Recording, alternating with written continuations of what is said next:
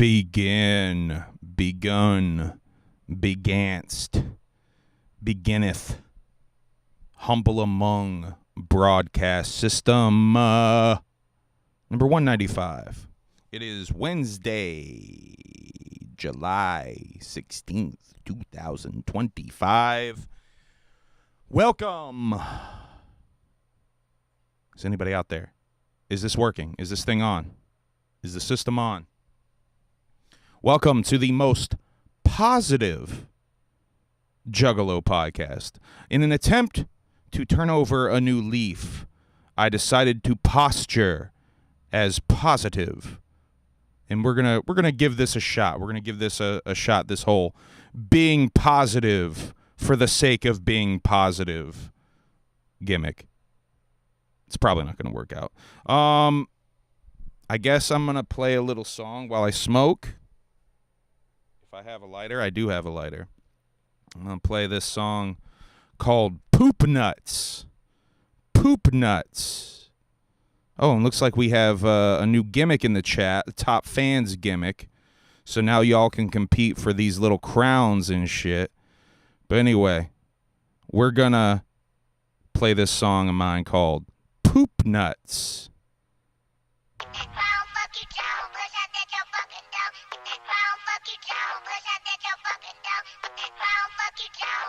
195. Let's go. Y'all be on that goofy shit, I don't really do that shit. Y'all be on that movie shit, bitch, I really do this shit. Why I'm always sad and shit, had to make some happy shit. Why they always adding shit, coming with that crappy shit. Had to bring that extra shit, all I know is wicked shit. Feeble how they flex their shit, if only they could kick the shit. Really they should test their shit, for all I know they fix their shit. Always bringing fresher shit to quench the stench of piss and shit. This ain't on no dissing shit, but how they always missing shit. That standing on your business shit got you looking like a hypocrite. Must be trying to get rich, they sold out the crib. Keep it realer than a snitch, trying to hold down a grip. Fuck that whack shit, trying to blow down a brick. That's how high they stack shit, yo, the glow down is sick. They ain't gonna quit till they blow out their wigs. Rolling in their shit, I'm pulling souls out these pigs. Talk a lot of shit, but they don't go out to gigs. Just sitting in their crib, getting stoned out they rigs. One day they might wish that they had tried to live. Life gave them a gift that they ain't trying to give. Ain't really with the shits, just a bunch of poop butts. If we break down the splits, have to make a few cuts. Disembowel you, now you're spilling out your poop guts. You so foul, you might as well call you poop nuts. Y'all be on that goofy shit, I don't really do that shit. Y'all be on that movie shit, bitch, I really do this shit. Why I'm always sad and shit, had to make some happy shit. Why they always adding shit, coming with that crappy shit. Had to bring that extra shit, all I know is wicked shit. Feeble how they flex their shit. Has the posturing already started in the chat too? It's contagious. Always bringing fresher shit to quench the stench of piss and shit. Ooh, we got a pitch in the chat from John. Humble, your song order should be this for the Gathering set. Simply Wicked, you guessed it. How did you guess it? Vietnam, Cryptids Creeping Out the Cut, Otherworldly, Homies. These are solid suggestions, John. I will definitely consider them. I plan on only doing one song, though, so that's the problem here. We're only doing one song. So which of these should I do? I guess Simply Wicked. We're just gonna do Simply Wicked. No, I want to do a couple of the songs with the homies. That's for sure. I have not figured out my Gathering set, if you will. I guess I should probably think about doing that. I'm not playing on a stage. I'm playing wherever the fuck I feel like at Murder Mayhem Show. I'm playing, let's see. The only confirmed spot you can see me rap right now is the Cheesegate 48-hour set. It's the craziest thing. Cheese House did this 5-6 hour set last year at the Gathering. God, this fucking headphone gimmick is fucking up my speech patterns. Hey, what's up, Bridget? Whoop whoop. The 6-hour set last year was one thing. It's really insane. And I mean, shouts out to Team MUJ. They just did a 24-hour set over there on Team MUJ to celebrate their 7-year anniversary. Cheese House is doing a 48-hour set, which is really, I think just insane at this point. I don't know why Cheese House is insisting on doing this 48-hour set, but we're going to do a 48-hour set. I'm going to do one song. One song to help fill out the set. I just completely abandoned any hope of pretending to be positive right out the gate, y'all. I was going to do a whole gimmick. Let me tell you, I'll just tell you what I was going to do for the show rather than actually doing it's 11 hour 59 minute set. Oh, so it's not even a 24-hour set. So I just keep doubling. So what you're telling me, Cheese, is I just keep doubling and tripling the amount of time that I'm pitching for you to do. Almost like it's a bit or something. Is that what you're telling me? Because fuck 12. So what I was going to do with this episode, and it seems like I've already completely abandoned it. I was going to do a whole episode where I like brushed my hair back, maybe even like kind of like tucked my hair in under, I don't know, like a ski hat in the middle of summer or something to hide my hair for some goddamn reason. And then like really posture on here very transparently some positive messages, but not anything actually that I mean, just some surface level bullshit to appease. I don't know who am I even appeasing with that bit? I don't even know. Anyway, LHRPG, I don't want to correct you, but the song titled on your album is Strictly Wicked, not Simply Wicked. Oh, is it Simply? Did he write Simply Wicked? Unless there is another one I'm not aware of. Did I say Simply Wicked? That'd be some shit if I'm over here botching my own song names. Did I say Simply Wicked? He wrote Simply Wicked, right? Yeah, he wrote Simply Wicked. That'd be some shit if I said Simply Wicked too. Everything Psychopathic has ever put out is a 10 out of 10, Murder Mayhem Show said. See, that's the kind of shit I was trying to do as a bit on here, but positivity is dope, Strange Suspicion. You're right. But it's only dope if it's for real. If it's on some fake, I don't know, posturing bullshit, then, you know, what are we even doing? What are we even doing? That's why I only show love to the people I really love. And a lot of people will give me shit for that because I'm not just out here pretending to like every goddamn musical act in the scene when I don't like hardly anything in the goddamn scene. Why would I do that? You know what I mean? That's why I'm so appreciative to everyone that's over here because I am so blessed. And I said this on Team MUJ. By the way, go check out the Team MUJ 24-hour stream. I think the replay is up now. I pop in at the very delirious 17th hour for about an hour. I think I did about an hour with the boys when they were probably at perhaps their most delirious. So it's only right that I would show up almost like an hallucination on the damn thing. But yeah, go check that out. I said on that stream, though, I almost lost my train of thought. We were about this close to losing my train of thought. Let me keep going. I almost lost it again. I was saying on that stream, though, I feel so blessed that my friends, the people that I am around, are the ones doing the freshest shit to me artistically in the Juggalodium. I feel so incredibly blessed because those people like just happen to have gravitated towards me or I have gravitated towards them, however you want to look at it. To me, that's just so fucking dope. I love that. Whoop whoop, I'm sorry I'm late, shitty fucking day. Will, I love you and I'm sorry you're having a fucking bad day, dog. Hopefully my goofy ass can cheer you up. See, that's real positivity. That's coming from a real place. That's not posturing like some other motherfuckers out here might be doing. But anyway, after that last stream we did, I want to talk about this real quick before we get into it, because this kind of, here's one of my little green hairs on the microphone. The last HABS we did, you know, we talked a lot of shit on here. It's so fucking funny, man. It only highlighted my point. If you watch the last HABS, I talked briefly about my history with other Juggalo podcasters, with why I distance myself from a large amount of Juggalo podcasters. I talked about that. And even on there, I was willing to reach out and offer conversation, that at least we would talk about this kind of stuff. And it just proved my point, because what did people do? They took that as, oh, Humble's crying, Humble's playing the victim, Humble's backtracking. Did you even watch any of it? Did you even watch anything of what I was saying? No, you didn't. And you know what happened after that show?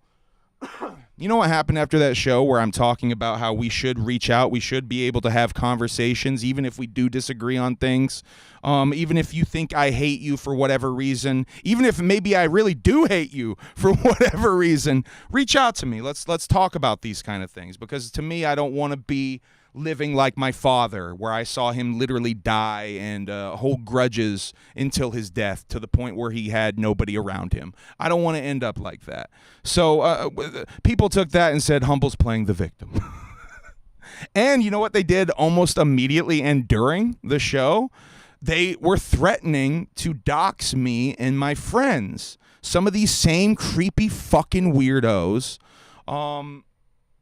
running these hate campaigns. I don't know how else to call it, but a hate campaign. Murder Mayhem Show, thank you for the $2 super chat, dog. There's some positivity. New Superman movie kicks ass. Here's some positivity. New Superman movie kicks ass. Murder Mayhem Show, Mitch. I'm trying to see that tomorrow, dog. It's killing me. It's killing me. There's a Grant Morrison-based Superman in theaters right now, and I'm not seeing it. I need to see that shit. It's good to hear it's doing good, because I was worried that it was going to flop. The Grant Morrison killed All-Star Superman, so I was really excited when I heard this shit was based off of it. But anyway, so yeah, they were threatening. They were in here with multiple troll accounts. We have a good idea who we think it is. It's nobody. But regardless, it's some people who are obsessed with me, with some of my friends for some reason, saying that we, maybe I shouldn't even talk about this, that we allegedly threatened to kick their ass, that me and two other individuals were walking around the gathering looking for this certain individual, looking to beat their ass. And the idea, and all due respect to all three of us, but the idea of all three of us walking around the gathering, like teaming up to beat someone up, is ridiculous. Especially if you know all three of us individually and what our dynamic is like in person. The idea that we would team up to walk around and beat someone up is ridiculous. And it just shows the lying, the weirdness, the weird fucking toxic behavior that exists in this community that I was talking about. And that's why I'm not mad at Shaggy for talking about it, because there is a very, very toxic, negative element in the Juggalodium. It just exists. And on some real shit, I've seen it get worse over the last 6 years, if anything. Over the last 6-7 years, I've probably seen it get worse. So a lot of people might think that it got better. It probably got worse in certain aspects of it, especially in the last year or so. The last year or so, I don't know what's been going on, but I don't know if it's the old heads getting older and they're having less fun, and they're getting bitter, more and more bitter with their age, as they see young people coming in and having that fun that they used to have. I don't know if that's it. That's purely speculation on my point. That's what I think it is. But I see it. I see it all the time. Fuck, I feel it. Fuck seeing it. I feel it. I can pull up to an event and feel that shit. Maybe you can say I'm crazy, and I am crazy, but I can feel that shit. And it's unfortunate, and it really bums me out. And it's been a reason why I've distanced myself since the last gathering. Shit. Probably since the last gathering, I've distanced myself from my friends even a little bit. And that's not fair to my friends. But, I mean, I have to protect my sanity to a certain extent. And that fucking sucks, man, because it's not fair. I was talking to someone about this on over the weekend. Like, it sucks. I have to, like, I can't just take a compliment. You know, someone says my shit's dope, and I'm like, but why are they saying that? What ulterior motive did that? Sucks. That sucks that I think like that. And I think the only way to protect my sanity and my positivity is to keep that negative shit away from me. And unfortunately, I've had to do that with a lot of people, people that I even care about to a certain extent, just to protect my own sanity. It's fucking sucks. And you know, it only highlighted everything that I was saying. Imagine posturing as a positive Juggalo podcast when you're actually defending people who were trying to dox me and other creators. Imagine that. Imagine posturing as a positive Juggalo podcast content creator, whatever, when you're cozying up to fucking bigots on social media just because you share the same hatred of me. Is that positive? No, it's fucking not. And I see through that bullshit, and I'm not going to sit here and act like, oh, yeah, that's cool. I'm sorry, dude. Nah, fuck that shit. That shit's fake. Fuck that shit. Fuck that shit all day. I'm not about that fake shit. I will never be about that fake shit over here. And you can say that I am, but just watch my shit and you will see a different fucking truth. You will see definitely a different truth over here. The people who say the things they say about me clearly don't watch the Humble Among broadcast system, or else they would be informed, they would be advised, they would have the knowledge. And unfortunately, these individuals simply lack the knowledge. And it is unfortunate. It sucks. Imagine responding that way after I offer an apology and encourage conversation. Imagine that. It only shows where you're at in life, where you are actually coming from, and that's from a negative place. Fuck that fake positivity shit. Youngsters coming into the scene. Thank you again for the $5 super chat, LHRPG. Youngsters coming into the scene is the best thing for the culture. Shouts out to LHRPG for that. Without new jugs, we die out. Old heads need to understand that. Mad clown love to the fam. That part. That's what I think a lot of people forgot. And you guys have to remember why they're bitter and old. Because they're bitter and old. Because they feel like they can't have fun anymore. Because getting older can suck for a lot of people. You have a lot more responsibilities. Your budget has to go to things less fun things, that's for sure. When you have kids, you're now raising a small human. You are responsible for that small human. When you get a house, that's a whole nother level of responsibilities and things you have to pay for. It gets harder and harder to jug for people as they actually become responsible adults, or don't become responsible adults and drift into addiction and depression, whatever path you might take. I don't know where I'm going with this, but you have to realize that the old heads, you have to almost see it from their perspective to understand it, I feel like. And it really is all in perspective. And I think once you understand that some of these old head motherfuckers, they just ain't having fun anymore. That's why they're projecting that hatred onto some of these younger kids who come in with enthusiasm. And I think that's why some people don't like me, is when I came into my first gatherings, I had this goofy enthusiasm about me. And I think some people maybe saw that as being not real or some shit. I don't know. But I was legitimately enthused to be at the gathering of the Juggalos. I was legitimately seeing magic around me. I think some jaded old heads who've been there for 20 years and the magic's long died down for them, they don't see it. They see it and they get angry. They get jealous to a certain extent. And I think you have to realize that, and you have to kind of have to feel sorry for those people. And you have to just realize the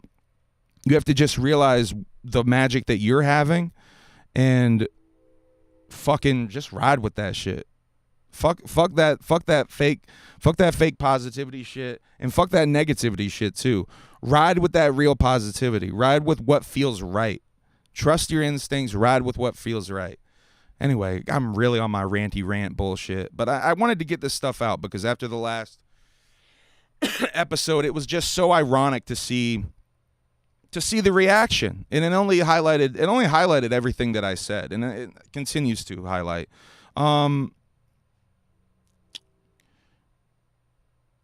It's weird, man. It's like the Juggalodium a lot of times is like a fucking, especially on the internet. The internet juggalodium, a lot of times, certain pockets, right? It's like a fucking hornet's nest, right? And it's almost like when you say certain things about the hornet's nest, not being what they're saying the hornet's nest is, it's like that positivity. It's like a positive poke at them. Like that, they can't take the criticism, so it starts to swarm. A bunch of bullshit will start to swarm just because you made a notion of some sort of realness or real positivity. Like, goddamn. Anyway, that's about all I have to say about that. I don't really know where that last one was going. But I think fake positivity is not the answer. Certainly, that's definitely not the answer. Pretending to be positive, be honest with yourself. If you fucking don't like me for whatever reason, tell me why. What did I do? I'd love to know what I did, because it's probably a misunderstanding. Or maybe I deserve your hatred. Hey, I certainly am not nice to everybody, especially if you show me rudeness. I definitely have a tendency to not feel sorry for being mean to someone anymore. You know what I mean? I definitely have there is those old satanic urges within me, like literal satanic urges within me to the death of, like, wish the death of my enemies, like the downfall of my enemies type beat. You know what I mean? There definitely is that within me. It's only getting sober and working on some of these quite literal fucking demons within me, and exercising some of these literal demons within me that I encouraged over the years, that I realized how bad that thinking is, how wrong that thinking is. I should wish that my enemies get better, and that's more where I am now. But I'd be lying. I would be lying if I said there isn't that old shadow self within me who would love to come out and get crazy. Because that's what I think a lot of people don't realize. There is, I'm holding a lot of restraint. I'm holding a lot of restraint here. I could go crazy and talk a whole lot of shit about a whole lot of things, but I don't. I choose to talk mostly about the shit that I find fresh in the scene. Now, let's get to some of that freshness, all right?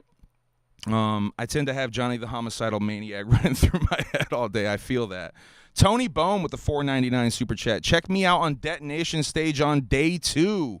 Whoop, whoop, mad motherfucking wicked clown love. Tony Bone.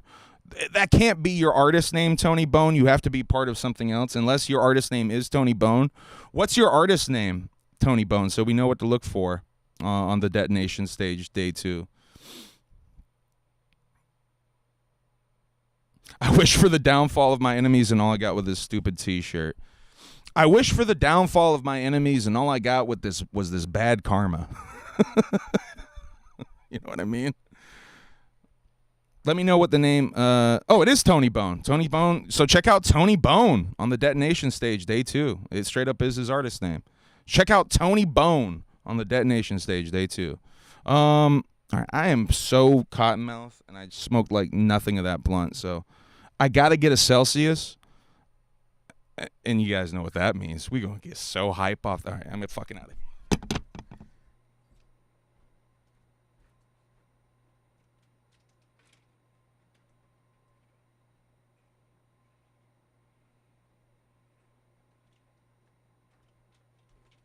Oh, shit.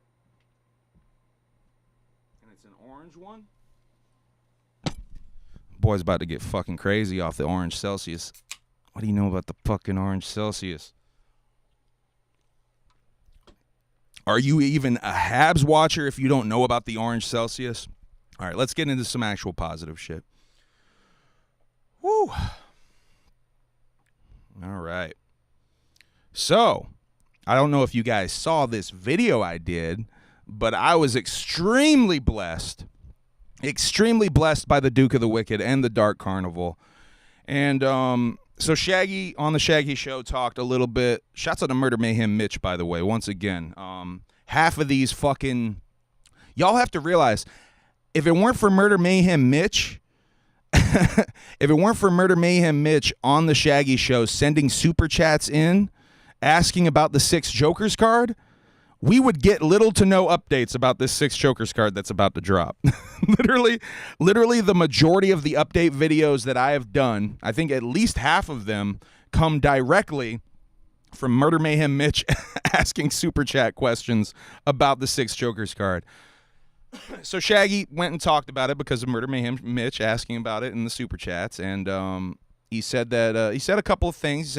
He said he had heard a couple of songs, which I would fucking hope that Shaggy would have heard a couple of fucking songs to the record that he's recording. He said the songs that he had heard are dope. He said that their vocals are at peak, their delivery, all of that. They have this music shit figured out. The songwriting shit all figured, or whatever the fuck it was. But anyway, so I see those clips, and I was gonna make a video using those clips, and I'm like, you know, a bunch of Juggalos are probably gonna take this clip and talk about it. Maybe even a couple of them might make some videos with it. Almost certainly someone has screen grabbed or screen recorded a version of this and uploaded it. What can I add to it that's not going to be available anywhere else? So I decided I was going to text my good friend, my best bud, my good friend Violent J, which I don't, you know, having your hero's phone number in your phone is dangerous. And I think I've been a good boy. I don't think I bug Violent J at all. I think he probably would like me to bug him more, if anything. Purely speculation. But I don't really hit dude up like with a bunch of shit or anything. I kind of don't want to burn that bridge, you know? I don't want him to be like, Jesus fucking Christ with this dude. He's sending me a text about this thing now, too? It's like the fucking 17th text today. Jesus fucking Christ with this humble among. And just start ignoring me, you know? So I sent him a text, and I was like, hey, Violent J, I'm going to be doing this video. Shaggy was talking about the 6 Jokers card. He says it's really dope. I'm going to be doing a video about it. Is there anything you would like to add? And fucking A, boy, there was. He dropped helly. I mean, a lot of it is Carnival lore that most of us already knew about the 665, the 665 saga, the 17 cards total. But there was definitely some new lore there. If you guys haven't watched the video, go check that out. Go check out what he told me in those texts. This idea that the knot, and I've been really tripping on this fact, man. This idea that the knot is a Joker's card that lacks the Dark Carnival is a really weird one to wrap your mind around. And him comparing it to sideshow EPs makes sense to me, because there is some Dark Carnival, I feel like, on the sideshow EPs. Like, I feel like at least like the fucking interludes at the very least, on Terror Wheel is some Dark Carnival shit, right? Right? At the very least, that's some Dark Carnival shit. But he compared it to the Terror Wheel specifically and said that this is about the lack of faith. And I've been really tripping on this idea of, like, there being 3 paths. And this is something else I kind of brought up on Team MUJ because I've been thinking about it so much. I feel like I used to think in life that there are 2 paths in life. Like, I feel like a lot of times there are situations in your life when you are presented with a moment, and if you're paying attention, you can almost see, right now I could take 2 different paths. I could do 2 different things, and I could maybe do, for the lack of a better term, a more positive path and a more negative path, right? And it's up to you to make those decisions in those moments, which way you react, which path you take. I actually am starting to feel like now there's 3 paths. There's that positive path, there's that negative path, and then there's the path where you do nothing. Where you just sit there and you don't say anything either way. Positive or negative, you do nothing. And I feel like that's what this is about, the lack of action. To me, it almost feels like it kind of goes hand in hand with Fearless Fred Fury, where there's that aspect of Fearless Fred, the fury aspect of Fearless Fred, where Fearless Fred is furious at you, the living, for your lack of action in life. Because the dead, they don't have that option to do things anymore in life. They can't accomplish anything in life anymore. So I feel like it's almost like a hand-in-hand thing. You're telling me a line to the Duke is sick. But yeah, he dropped hella lore on me with the card, man. And that's the thing that's very telling as well. Well, I dropped exclusive news on the Juggalodium from Violent J himself. He dropped some shit on me that they don't usually drop unless it's like at a fucking seminar or some shit. That's what it felt like to me. He dropped some shit that felt like some exclusive shit that they would only drop at a seminar. And he dropped it to me exclusively. And shouts out to the people who gave me credit for it. Because most of the people in the Juggalodium didn't even report on it at all. Or if they did, it was on some very hush-hush shit. Don't say his name. We can't say his name. Ooh, we better not say his name. Giving him credit? Ooh, we can't do that. And that just shows what type of shit these motherfuckers really on. You feel me? You know what I'm saying, though? For real. That shows that reluctance. That reluctance to give props when I'm bringing something to the community that is positive. You don't want to give that props. And that's the part y'all need to pay attention to. That part. Because that's the most telling part right there. They don't want to give the props. They don't want to give the props. And, you know, that's fine. You don't have to give the props. I know what I'm doing over here. I'm having a fucking great time. I'm having, like, the best time of my life. I'm probably in the most positive era of my life ever right now. The fucking songs that I just made over the past 2 weeks that I've been alluding to, I can't wait for you guys to hear these songs. They're some of the most hilarious and darkest material I've ever made. Somehow I'm figuring out a way to really balance comedy and dark fucking humor, like not even dark humor, like just fucking dark subject matter in a way that is making me extremely proud. And I can't wait for you guys to hear that shit. I think I finished it. I think the project is finished. Unless I end up re-recording some more songs, I think I finished it. I'm super excited for you guys to hear it. And you know, you can say that I only make positive video or I only make negative videos, but go down my list of videos. If you go down my list of videos, there's positive videos. There's a whole bunch of Lost Lands content that's very very chill, very meditative. Juggalo ASMR shit, festival ASMR shit. That people don't watch that as much. The algorithm doesn't feed that. The vlog where I surprise Emily with grills at Juggalo, Ohio, where we go to Dallas and we get grills, and I surprise her at Juggalo, Ohio. That vlog didn't even break 1,000 views. It's that's positive ass content. Why aren't you guys watching that? It's not my fault for what people watch. I put a lot of positivity out there. I do. And it's bullshit to say that I fucking don't. Anyway, I'm still on that bullshit. We need to keep moving. We need to definitely keep it moving.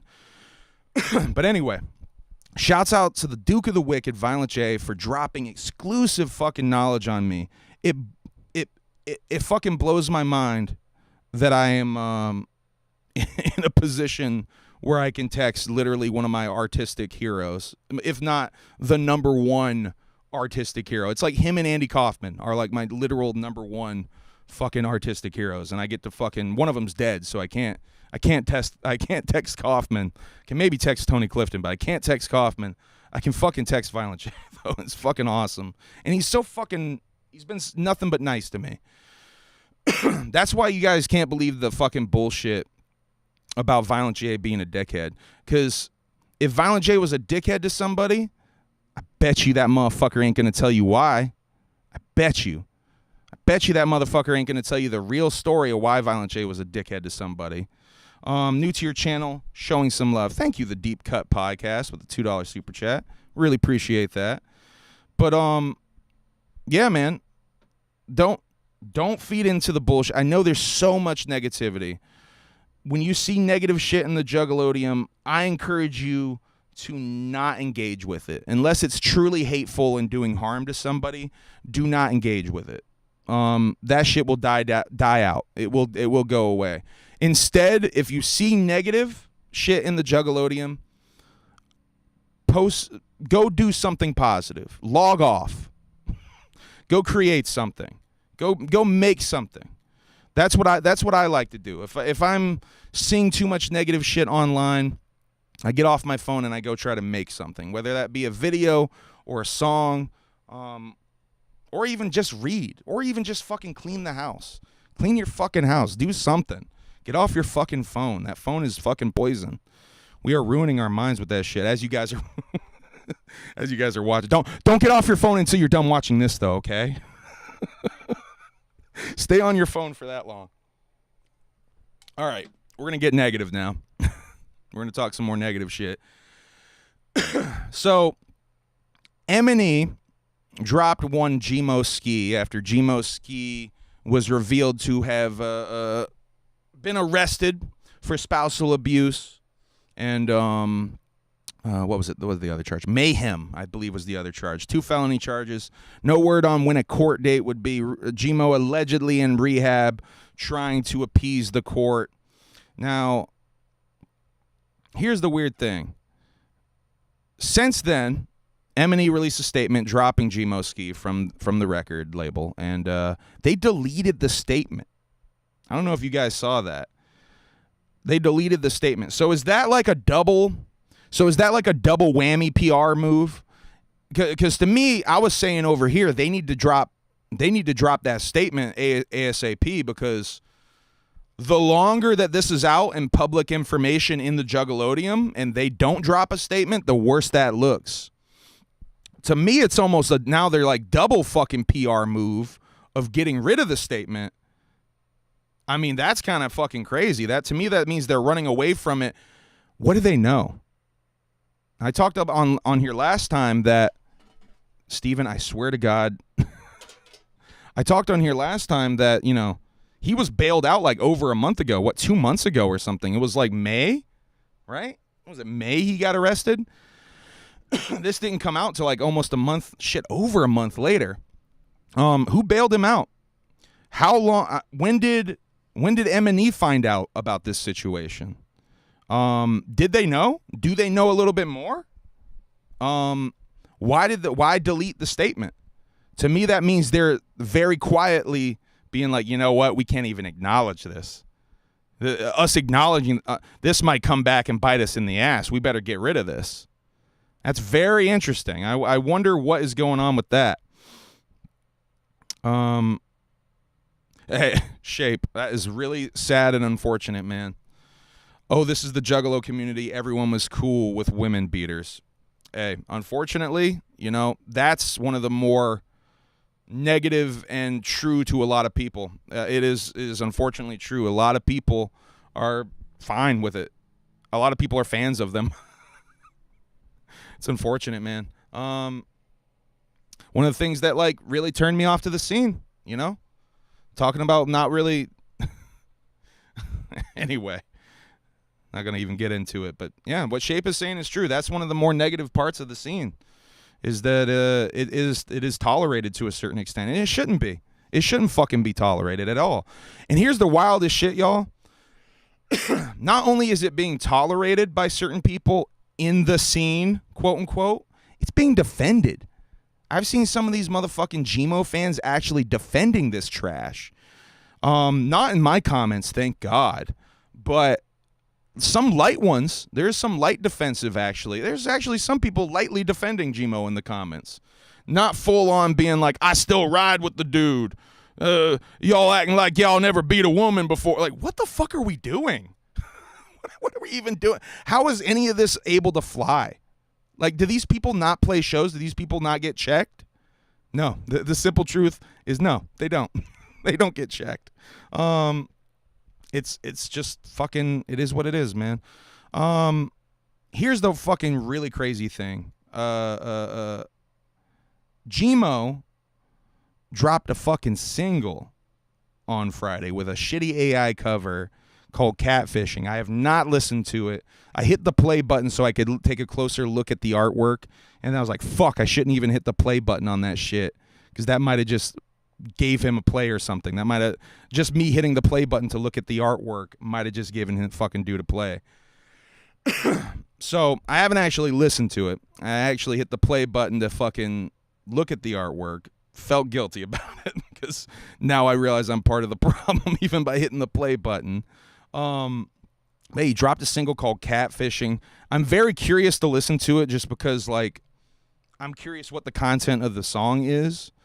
Because, I mean, I don't know. I'm morbidly curious to what the content of the song actually is. Does he talk abuse shit in the song? Do you know what I mean? I'm curious about that.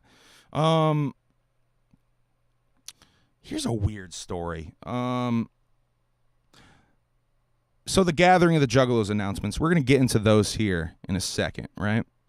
I've seen the Rude Boy on Facebook talking about how the Rude Boy and Carlito are not booked for the gathering of legends and that the Rude Boy is in the hospital. Don't know what's going on with that. I do know there's been this weird bubbling, I don't know, almost like subs being thrown at the Rude Boy on the Shaggy Show, where insinuations of faking a heart attack or a heart condition get levied, and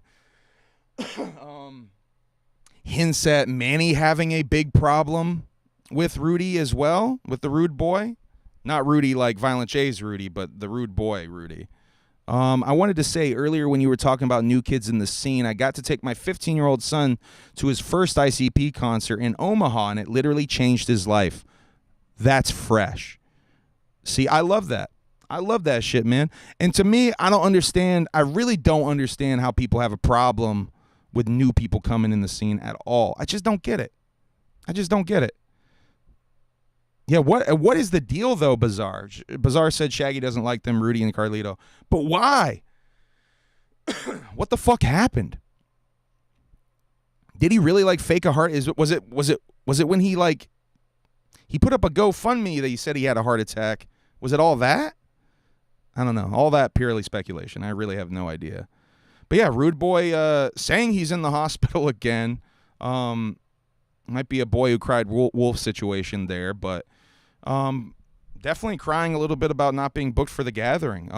Do you think the Rude Boy and Carlito should be at the Gathering of Legends? They were only at a gathering, 2 years ago, 3 years ago? Rude Boy was hosting Mainstage, right? Rude Boy and Carlito was one of the nights, right?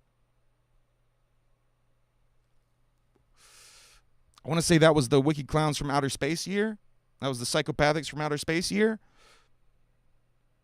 Am I wrong? Hey, shouts out to Wake Up. Wake Up. You know, let me give some flowers to my boy Wake Up. Now, Wake Up's a troll. All right? Wake Up admittedly started tuning into this show because he wanted to troll us. He was, I don't even know if Wake Up's a Juggalo, honestly. I think Wake Up just likes to talk shit in Juggalo YouTube chats. I'm not even positive Wake Up's even a Juggalo. But Wake Up does like to stir the pot in Juggalo YouTube chats. Wake Up started to try to do that with us over here, but he realized that Wake Up realized that we were like rolling with the punches, that we weren't really getting offended by some of the things that other Juggalo podcasts were getting all offended by. Wake Up says been down since 99, so I'm wrong. My apologies to Wake Up. Wake Up an OG, shit. But Wake Up, Wake Up figured out that I was on Reddit, and Wake Up sends me messages every now and again on Reddit. After the last show we did, Wake Up sent the sweetest message to us. I don't think it was a troll. If it's a troll, bravo on that troll. Now, you got us. You got us real good with that sweet-ass message. You tricked us. You really fooled us with your kindness, Wake Up. But he sent us this sweet-ass message where he was just, he had a couple of things he wanted to say to me and say to Emily, and I passed that on to Emily, and it made Emily cry and shit. So I just wanted to shout out Wake Up real quick, because while some people were reacting extremely negatively and fucking threatening to dox me and shit after the last stream, and my friends, threatening to dox my friends and shit, we had people like Wake Up, who is an admitted troll. He is an admitted troll who is sending me actual positivity. I mean, if you don't see the weird, sick, beautiful irony in that, I just explained it to you. So there you go. Okay.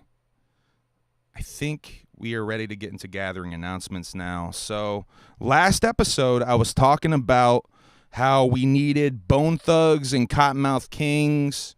And who else? Killer Priest. If we got Bone Thugs, Killer Priest, and Kottonmouth Kings, we'd have a Wicked Wonka reunion of sorts for this gathering. And what did we get on Thursday? Oh, that's the wrong one. Hold up a second. That's the song we played. Steven, you are a problem. Make that a little smaller for us. Steven. Steven.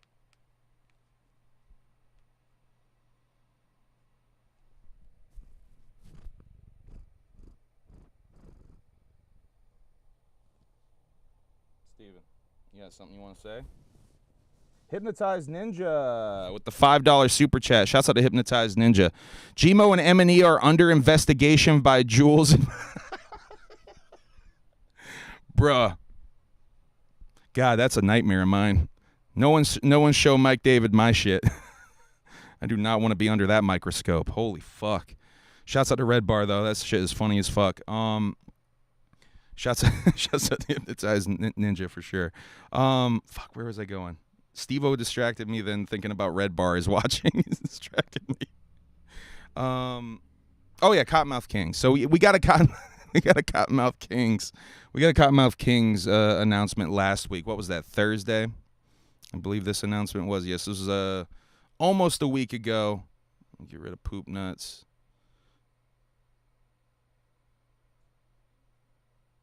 All right. Let's make it a little smaller. A little bit smaller. Yeah, it's pretty good.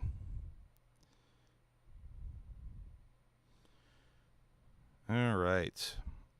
Kottonmouth Kings for the Gathering of Legends.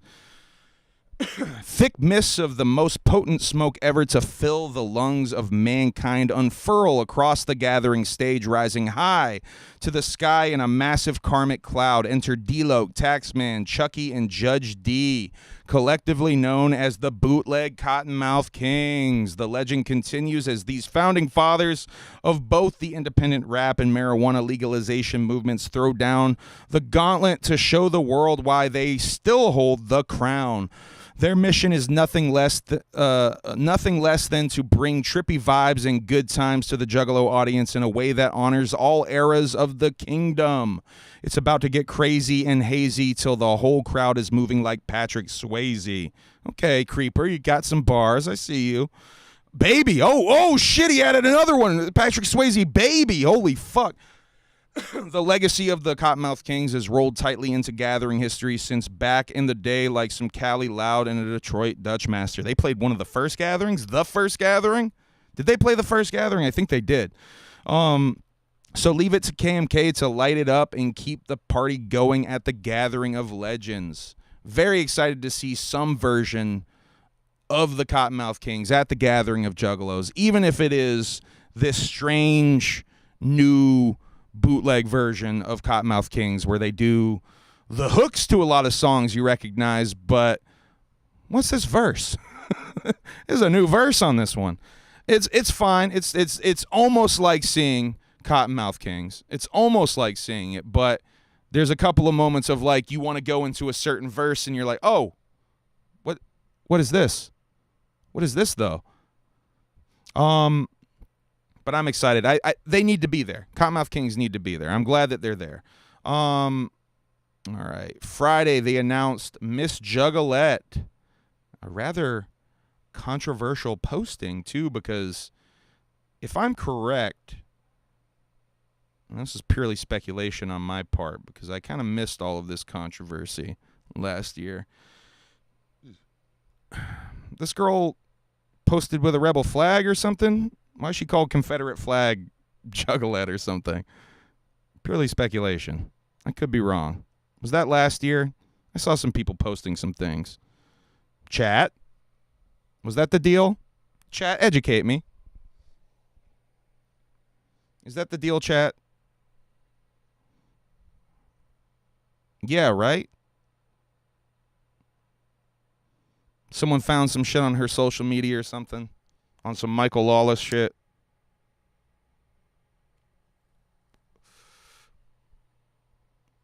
Rebel flag bikini. Damn, that's what it is. No Soap FM, thank you. Rebel flag bikini. I saw a black dude with a rebel flag at a ticket area. Was it Waka Flocka Flame? Anyway, let's keep that moving. Calling all legend. Oh wait, let me put it back to the website. Calling all legendary lets, including Confederate flag bikini lets. Calling all legendary lets. Y'all know what time it is. For 25 years, the Gathering of the Juggalos has aimed an appreciative spotlight on the amazing, talented, creative, diamond, shiny ladies that make this family such a wonderful world to be a part of. Long before the face-painted social media trends you see today, these killer queens of our clown-coated underground paved the way to watch the rest of the planet play catch-up. Influential is an understatement. So, for the Gathering of Legends, we're asking all willing Juggalettes to bring their AAA game to continue showing the rest how the fucks it's done. Contestants will compete in 3 rounds, personality, talent, and swimsuit, with the judges looking for creativity, character, and all things that make Juggalettes the bomb-ass individuals we know and love. Prizes: first place, Gathering of the Juggalos gold plaque backstage pass, rare Gathering of the Juggalos amulet, and $300 in cash. Not a gift certificate. Cash. You can buy whatever you want with that. You can buy... Anyway. Second place, rare Gathering of the Juggalos amulet and $200 gift certificate. And third place, rare Gathering of the Juggalos amulet and $100 gift certificate. You can only get ICP merch with that. Those wishing to, you can't buy it, never mind. Those wishing to compete should show up at least 30 minutes before the contest begins and bring their own swimsuit. Did she bring that swimsuit, guys? I mean, that would be heat. If she brought the Confederate flag swimsuit for the swimsuit round, woo, that would be heat. With them, a private dressing area will be provided as well as any music needed for the talent round. Yeah. That would be some heat, man. Actually rock the Confederate flag fucking bikini. Hey, y'all, check this out. She imagine she just don't know. she showed up. She has no idea what she got herself into. Oh, that would have been some shit. Talk about a legendary moment. That would have been some shit. All right, Saturday. Saturday is comedy night. I didn't skip one, did I? What do I feel like? No, Thursday, Friday, Saturday. They announced comedy night. Why did I do that? I clicked the link. Let's just go. You set it up so beautifully, and then you fuck it up immediately. All right. Comedy night. All right. Clicking on the link that I put in there. Y'all don't even know what I'm talking about. Get ready for a legendary night of comedy at the Gathering of the Juggalos. This is Friday night. This will be going down midnight, 1 a.m. at the Epic Tent. Yeah, man. We got fucking Legion of Skanks in the house, or at least a version of Legion of Skanks. We got like almost all of Legions of Skanks. Zach Amico and this Tim Butterly guy, which I see a lot of people saying Tim Butterfly. And I'll be honest with you, it took me a minute to realize it wasn't Tim Butterfly. I thought it was Tim Butterfly too. I'm like, wow, they found a comedian with a jug name. That's pretty fresh. Anyway, pretty excited about this, man. I am such a bigger mark. I was already like fanning out a little bit for Jay last year, but I'm a fan of Big J Okerson to a whole nother level now. And Zach and fucking Lewis too, honestly. Like, I've gotten so much more into like Legion of Skanks and Bonfire and shit, man. Zach's commentary is just so fucking excellent. Lewis is fucking funny too, even though he looks a little bit like King Cobra when he has the cowboy hat and the eyeliner on. He does look a lot like King Cobra JFS. I ain't gonna front. But that's not his fault. He was born that way. He can't help how he looks. Friday night is going down like your mama in the back of a tour bus. We got the Legion of Skanks in the house. No, we're not talking about the preferred ladies of a night for a crew of supervillains. Wow. Kind of a stretch. We're talking about the comedy legends Big J Okerson, Louis J. Gomez, and Tim Butterly, and the Skankfest Juggalo himself, our homie Zach Amico. You'll have to hold your sides together to keep them from splitting like your neighbor's marriage when this comedy quartet takes the epic stage by storm for a full hour of hilarity. If you're familiar with how the Skanks get down, then you already know that crowd work is going to be something special in an all Juggalo audience. So get ready to laugh till your face is moon mist blue at the Gathering of Legends. Watch Big J Okerson's crowd work specials, or shit, even his crowd work clips, because that shit's excellent. Ali Musa's in the next show. They announced another comedy show today. Was that today they announced that? I think it was today. Yeah, the Clownfest comedy show was announced today. We got a couple other announcements before we get to that. Bizarre 17, hold your horses.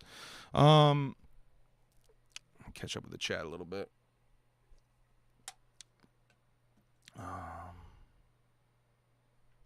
Uncle. Yeah, Sean Barrett be doing some interesting stuff, Venom 420. He has like whole storylines and shit going on. Like, you have to almost like be following his Instagram, like a story or something. He always has like different narratives running and shit on there. It's definitely kayfabed up pretty heavy. I'm worried about it. I can't lie. What are you worried about? The Legion of Skanks, Will? My band has a show on the 15th, and my dog had surgery, and I can't go gather. Oh, dog. I'm so sorry, Venom 420. Well, positive vibes to you, dog. Positive vibes to you, dog, and your dog. And your dog. You know, my cat had surgery right before this last gathering. I'm about to pay it off. I have one more payment of like just over $500 to pay off this $5,000 fucking cat bill I've been trying to pay off over the last year. And I keep fucking forgetting about it every month, and then I'm late and I gotta pay interest on this fucking thing. But it's almost paid off, and trust me, your pet's worth it. Your dog's worth it. Because Mimi, the cat that we had the surgery on, she is such a good girl, and I'm so happy she's still with us. And never say never, man. Maybe you can figure out a way to still gather. I know it seems like right now there's no way. Hey, I'm telling you, I got my cat had surgery the Sunday before that gathering. I picked her up on the Monday before that gathering, and we made it work. But positive vibes to you regardless, my friend. I hope you're having a good day and enjoying the stream and all that good shit. All right, Tom Wood's art battle was Sunday, and I clicked the link again because I'm high. I'll admit it. Let's see. Shit, did they not even... All right, so I am clicking the link for this one because Tom Wood's art battle isn't even on the website. Interesting. I wonder why that is. The Tom Wood art battle isn't on the Psychopathic website, but it does seem that it was the Sunday announcement was for the Tom Wood art battle gimmick at the Gathering of the Juggalos. I think the third year they've done this. I will read this out to y'all if y'all are trying to enter. Artists will have 45 minutes in which to paint their original Gathering of Legends masterpiece in the midst of all the spectators. This is the ultimate platform to demonstrate the skills you've been perfecting over a lifetime of practice and sacrifice. Now is your time. Tom Wood and 2 judges will take 10 minutes to judge the finished works and award art battle trophies to first, second, and third place. The competing artists must bring their own easel, paints, brushes, and 24 by 36 canvas or bigger to paint. Contestants will own their paintings. Top 3 winners will have the option to display their works in the Gathering of the Juggalos info tent throughout the gathering. Arrive 5 to 10 minutes before the event starts to prepare. Get your tickets now at juggalogathering.com. Oh, see, the website doesn't, they don't have those fun get your tickets now at juggalogathering.com shits that the other ones have. We need Juggalo Court back. That shit, that's not a bad idea, Trip. They haven't announced Juggalo Nightcore or the netting game. Or, any of those, like, game show style gimmicks. You know what? They haven't announced. I'm just realizing this right now. Oh, yeah, shouts out to Brian Red. Brian Red won Brian Red's art battle, Bizarre 17 said. Brian Red won the last 2 years. He's almost certainly going to sweep again and win this year. Shouts out to Brian Red. He did that alien painting right above my head, and we actually picked that up at the Gathering the first year he won. That's the homie right there. Shouts out to Brian Red big time. Hope you're doing good, Red. Yeah, so that was the Sunday. Where was I going? ICP for the past 2 years have done an immersive. What is it? 3 years now. Yeah, 3 years now. They've done an immersive event as sort of a secondary VIP gimmick. What was it? The first year they did Bigfoot. The second year they did aliens. And last year they did this dead rock star seance gimmick, almost like a performance/show mixed with a VIP experience where you get to hang out with the clowns while they do some goofy shit. Oh, fucking A. I got to turn these ads off for the live stream, Bridget. My apologies. I got to remember to turn these fucking ads off when we actually start the stream and just turn them on after the fact when the stream's done. My apologies for the fucking ads. But yeah, they have not announced any sort of VIP immersive event this year. So I think at this point it's maybe safe to say they ain't even doing one this year with all the stuff they got going on. I guess maybe regular VIPs is enough. They don't really have to go and do all that extra freshness just for a slightly higher price point when they can just do more VIPs. You know what I mean? They could just use that time to do more VIPs if they wanted. But, yeah, they haven't announced anything as far as that. There was something else I was just about to talk about that they hadn't announced, and it left my brain. I am so ready for the knot. Helly curious. So curious about the knot, Dallas M. The idea of a Joker's card that's not about the Dark Carnival, fascinating. Fascinating to me. I'm so curious.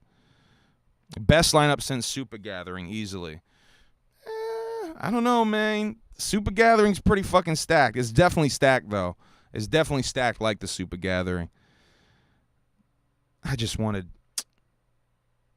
Corey Feldman so bad, Trailer Park. You have no idea.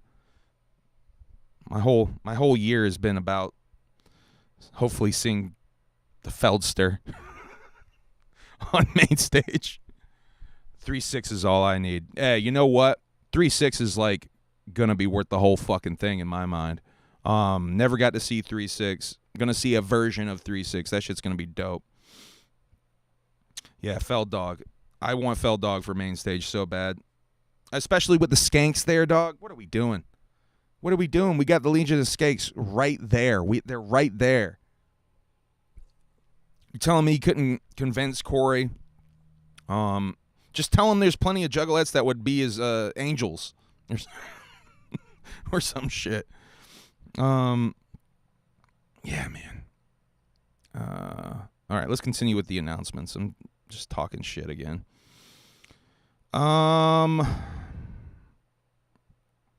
Let's see. think we do have that on the website. The JCW versus GCW 2-day war. Oh, you know what? Let's do this like this because Oh, whoa. What is that doing on here, Steer? That should be gone. All right, get rid of that. Oh, shit. We got all those Tweedles still up. Hold up a second. That's the weed, by the way, if y'all are curious. All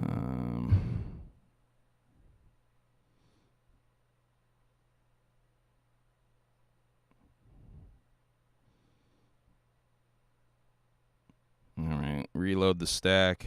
There it is. That's what I wanted. All right, the 2-day war, JCW versus GCW, which is still mind-blowing to me that they're doing this because, hold up, let me get my dumb face on here. Oh, God, not that dumb face. Anything but that dumb face.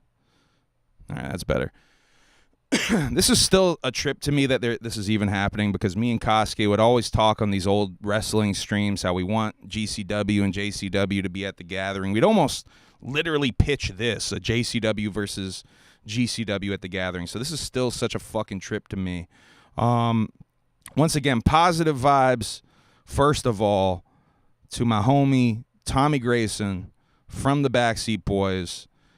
This is kind of a bummer. It feels like this Brothers of Funstruction versus Jordan Oliver versus Alec Price is a replacement match. To me, the obvious angle, the really obvious angle that they were building was going to be Backseat Boys versus Jordan Oliver and what's his dick here? What's his name? Alec Price. They were brawling at the GCW show. Unfortunate. I really send positive vibes to Tommy. He's going to come back better than ever, but I wanted him to be in this spot. I know this spot was meant for him. It's just you can't plan for fucking injuries in pro wrestling, man. Holy shit, is this card crazy, though. Dr. Redacted versus Mickey Knuckles. That's going to be fucking nuts. If y'all have not seen Mickey Knuckles or Dr. Redacted on their deathmatch shit, that's going to be fucking nuts. And that is a wartime death match. Too Tough Tony versus Joey Janela. That's fucking sick. Street War grudge match. This is a fucking stacked one. Atticus Kogar, Otis Kogar, and Christian Napier versus Cocaine, Stephen Flo, and Mosh Pit Mike in a 6-man tag team war. That's tight. The Rejects and Masha Slamovich versus Big Al and the Backseat. Whoa, the Backseat Boys is on the card, dog. How is that going down? With Tommy injured? Is Tommy going to still wrestle? Wow, I didn't realize he was even on the card. Wow. So is he going to wrestle? He's going to wrestle fucking injured then. Okay. Interesting development. It is a 6-way though, so maybe he can chill enough where it won't be an issue. Tommy, don't hurt yourself, dog. That's all I'm thinking right now. All right, death match, shock and awe. Drew Parker versus Mr. 50s, aka what's his fucking name? Drake Younger, right? That's Drake Younger as Mr. 50s. Deathmatch, shock, and awe. That's Drew Parker. Drew Parker won the GCW Deathmatch tournament gimmick a couple years back. I don't know if y'all remember this. And he very much had a look on his face of like, I think I'm fucking done with this deathmatch wrestling bullshit. Every time I see that dude's face, I just think of that look I saw on his face after he won that tournament. Questionable allegiance 3-way. Interesting. Bam Sullivan versus Mecha Wolf. In a picture of Mecha Wolf with no makeup, too, by the way. Versus Shane Mercer. Steven just brought lamb leg. Holy shit. Thank you, Steven. Been a while since a cat brought lamb leg on the stream. Shouts out to Steven bringing old lamb leg. Thank you, Steven. You're a good girl. Very good. Just don't knock over the fucking Celsius this time, all right? All right? Oh, let me actually read the promo, too. Let me read the promo for this. Juggalos, the fate of the future of Juggalo Championship Wrestling hangs in the balance in the wake of a brutal insurgency at the hands of the rival federation Game Changer Wrestling, GCW. What began on the mean streets of Detroit will come to a head when both entries lock horns to see who comes out on top at the Gathering of Legends. As declared by Commissioner Violent J, this is a chaotic clash of JCW versus GCW that will forever go down in history as the two-day war. This is only night one, by the way. We kick the mayhem off night one, August 14th, a quarter to midnight. It goes down. Certified legends of JCW history will stand toe-to-toe against the elite special forces of the GCW roster. This killer crossover event promises carnage never before seen in all sports entertainment history. But that's not all we have in store, Juggalos. Keep your eyes glued firmly to the ring because we have all sorts of surprises in store for y'all. You might even catch a glimpse of some legendary talent lending their support to the war. When the dust settles, the world of underground wrestling will never be the same, and the war has just started at the Gathering of the Juggalos. Super curious where they actually stage the wrestling this year as well. I should have had that up the entire time. My bad, y'all. Dr. Redacted is the shit, Juggalo with a GoPro. He definitely is the shit. First time I saw Dr. Redacted was last year on that Backyard Wrestling 6, GCW's Backyard Wrestling 6, which by the way, if you have not seen GCW Backyard Wrestling 6 from last year, do yourselves a favor as a Juggalo and go and watch that shit because Violent J is doing commentary on nearly the entire show, and it is so fucking funny. In fact, if you're a member of the Alienated, you can watch me react to the entire show on the Alienated tier. I have that Twitch stream on there. So if you're one of the green motherfuckers in the chat, one of the Alienated in the chat, you can go and watch that right now. But don't do that. Wait till the show's over. Alienated tier, still only $2.99. Super behind on vlogs. My apologies on that, but I'm still creating. I don't know what to do. I need to hire an editor or something to get these out. I'm sitting on footage that's really fresh. I need to get it out. I promise you it will come out in some sort before the Gathering, though, because I have to. I straight up have to purge this shit. You guys might literally get like a flood of vlog footage right before I go to the Gathering. Because what I got to drop, Juggalo weekend vlog, which is short, and some of the fucking audio is kind of shitty. So that one's going to be easy, I think. I might just have to drop that in its own shitty format the way it is. Dallas vlog, which is a little more complicated to edit. And Juggalo Ohio vlog, which should be easy to edit. So my priorities is to get all three of those out before I go to the Gathering because I have to. I just have to get that shit out. All right. Now we are almost caught up. I can't believe I'm still doing these Gathering wrap-ups. Lardy Land. Let me get this right. Lardy Land After Dark is the name of this next announcement. Lardy Land After Dark. A Lardy party.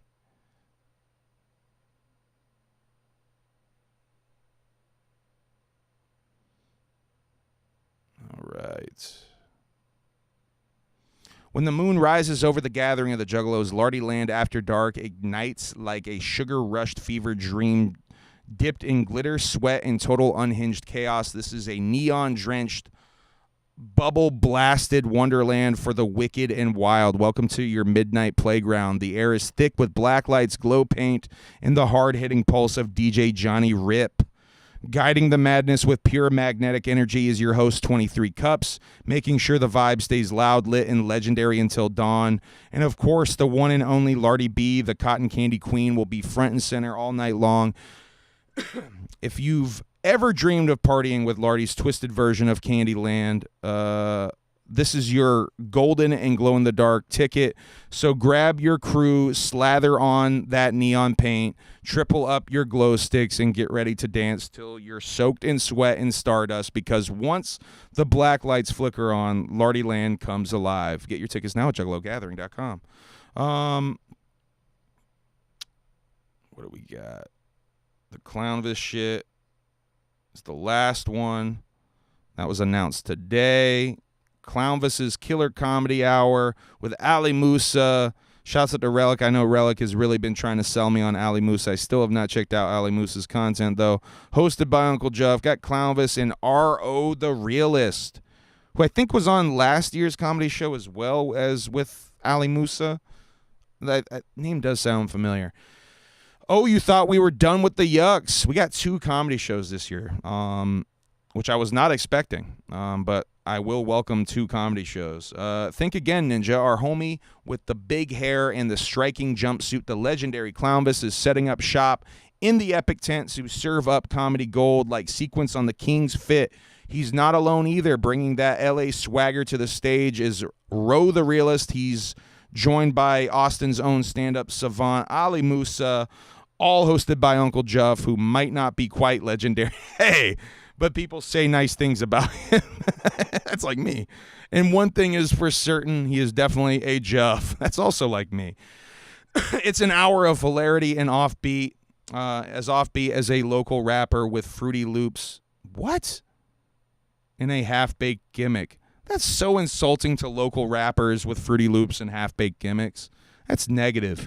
So get ready to roll out of your seat with laughter at the Gathering of Legends. Get your tickets now at juggalogathering.com. So we're caught up. Fucking finally. I got Steven here nestled right next to me. Hey, shouts out to Gracie. Gracie was in the chat. Peace out, Gracie. Oh, shit. All right, so I finished the Gathering highlight stuff. Now, does it feel like to anyone else that they're running out of gas a little bit with some of these announcements? They're now like down to announcing almost all the parties and stuff. No soap. I'm trying to host a Lardy B lookalike contest. Winner gets their ass eaten by yours truly. All right, on that note, I guess let's get to our contest. Not an ass-eating contest, but almost just as good. So here is the Alien Lemonade. Wait, lemon. I keep fucking this shit up. This is the Lemon Alienade weed strain that we will be dropping at the Gathering of the Juggalos. This is some of the batch. I got a couple of picks for you here. Shouts out to Matt, a.k.a. the scientist, doing all the actual hard work here, cultivating the product. And here's a little close-up look at it. Now, Matt had some of the best weed 2 years ago when he pulled up at the Gathering. We pulled up very first day, parking lot party, hung out. We literally got out the car and just started smoking with homies around the damn car, literally like just fucking camped out in front of the car. And Matt came over. We rolled a joint with some of Matt's weed and some of Wacko's weed. And we tried it right next to Wacko's weed, and I liked it, but I mean, I liked Matt's weed better. And I told him, I like your weed better than the Wacko weed, dog. It's fucking more flavorful. Because I really like a flavorful, I like them terpines, I guess, if you will. And so we were talking, and he's like, we should do a collab, bro. Like, let's talk about what you like in a weed strain, and I'll try to make that shit for you. And so, yeah, Whoop Conda was there. Yeah, Whoop Conda was there for sure. Y'all were like the very first thing I fucking filmed that year at the Gathering. And so, yeah, we're doing that shit. We are doing that shit. And more exciting, the contest that we're running for artwork for the gimmick there ends tomorrow. But what I'm gonna do right now, His face looks rough, too. What are we talking about? We're talking about something else. Oh, what are we talking about? See Andy Kaufman-esque bit?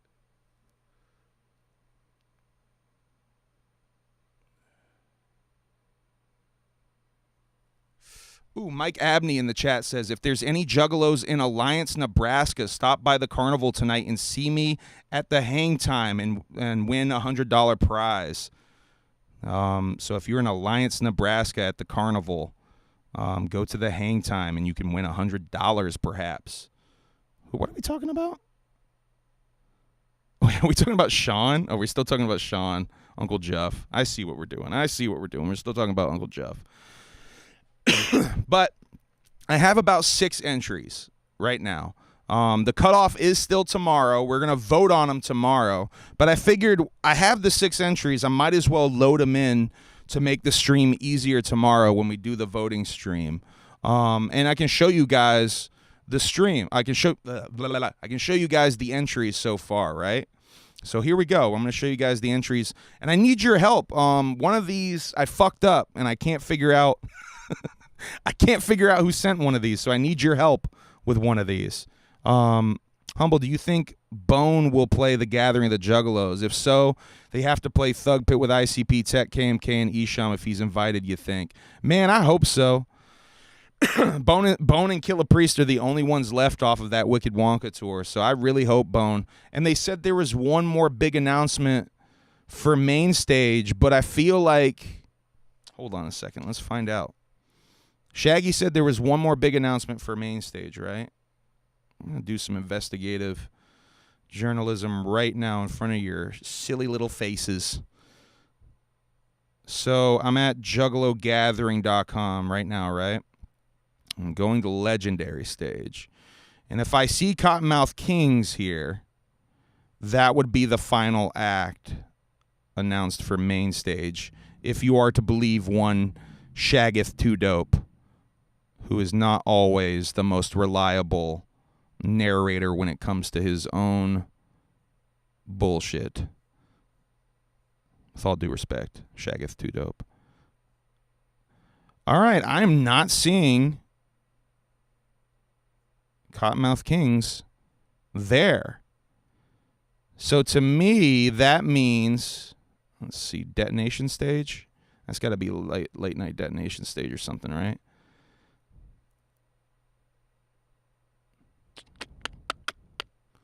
Kottonmouth Kings. No. Iconic Stage, I guess. Oh, yeah, Iconic Stage. There they are. So they're on the Iconic Stage. So that wasn't even a main stage shit. So there has to be one more big one that they're saving for the main stage. Maybe that's Bone. I'm in for main stage. Hey, maybe it's fucking... Hey. Maybe it's the Feld Dog, so hey, that'd be dope. I would hope that it is Bone Thugs, though. I would hope that they got that whole tour package, because that would just make sense. It would just make sense they would get that whole tour package. You know what I mean? Because what was it, Bone and shit? Hopefully they get DJ Quick or something too. That'd be so fucking tight. Get DJ Quick, and here, Ice Cube would be tight too. Josh, Ice Cube going on tour in September. He is going on tour in September, so he could easily do a quick festival before he fucking jumps on tour. Ice Cube would be real tight. I feel like money's got to be on Bone, though, at this point. The Clue would also be tight, EC. I would love to see The Clue again. Cypress Hill as well. Cypress Hill. But yeah, that's what I wanted to talk about. No Darby or Isham so far. That's fucked up. I don't know if they don't do Darby and Isham. It's kind of fucked up. I don't know how to feel about that. Anything but Yellow Wolf, please. It's on Google already. Just Google Bone Thugs Gathering. Hey, okay. Bone Thugs. This better not be some like pink waffle shit that's gonna somehow bring up like Gathering. Juggalos 2025. Oh, it's AI, though. Where's that coming from?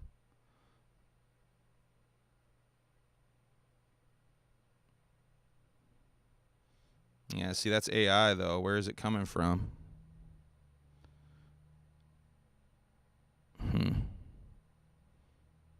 This is based off of Facebook posts. It's looking like to me. Everyone wants it, though. I think it's based off of heavy speculation from Facebook posts. Gotta be careful with that Google AI, man. That shit fucking just be compiling things sometimes. I think I at first was really assuming that this shit was very accurate, but now I've seen and experienced a couple of different times where I'm like, wait a second, AI, you're being a little goofy. Oh yeah, let's do these. Let me show you these artworks though before I get sidetracked by a sidetrack by a sidetrack. All right, so this is Woody Woo's entry. This is the very first entry we got in. This is Slavy Sloth's entry, which I believe is AI.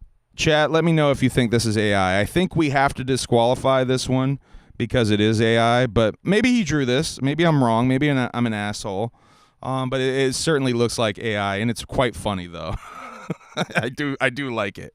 And I low-key think we might try to use all of these in some format, at least to like promote this shit or something. This is Aaron Romero's entry. Hold on. Let me get this open. Yes, Aaron Romero's entry. I really like this one. This is a very strong entry. This 8-bit guy.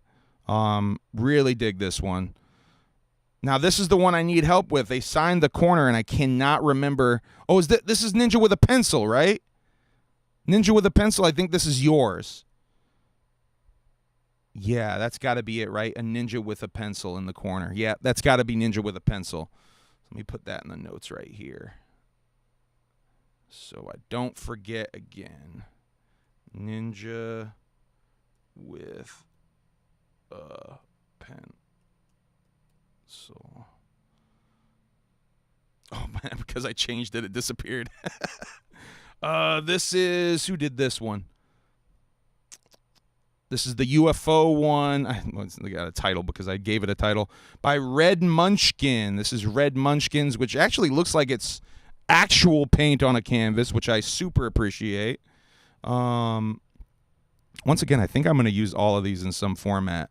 Now, this one, I really like this one. This is by Booty Pins. Really dig this one. Super simple, super clean. I'm fucking with this one pretty heavy. I'll be honest. This is the other logo gimmick that Booty Pins sent in. So right now I feel like this is a clear leader right here, right? Shouts out to Booty Pins. Shouts out to everybody who's entered thus so far. You have till tomorrow.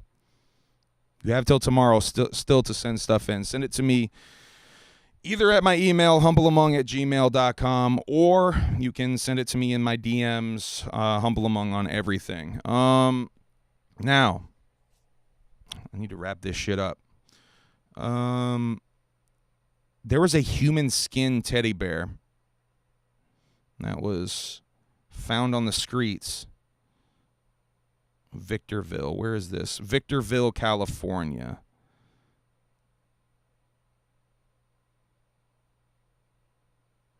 Let me see. Get this up here.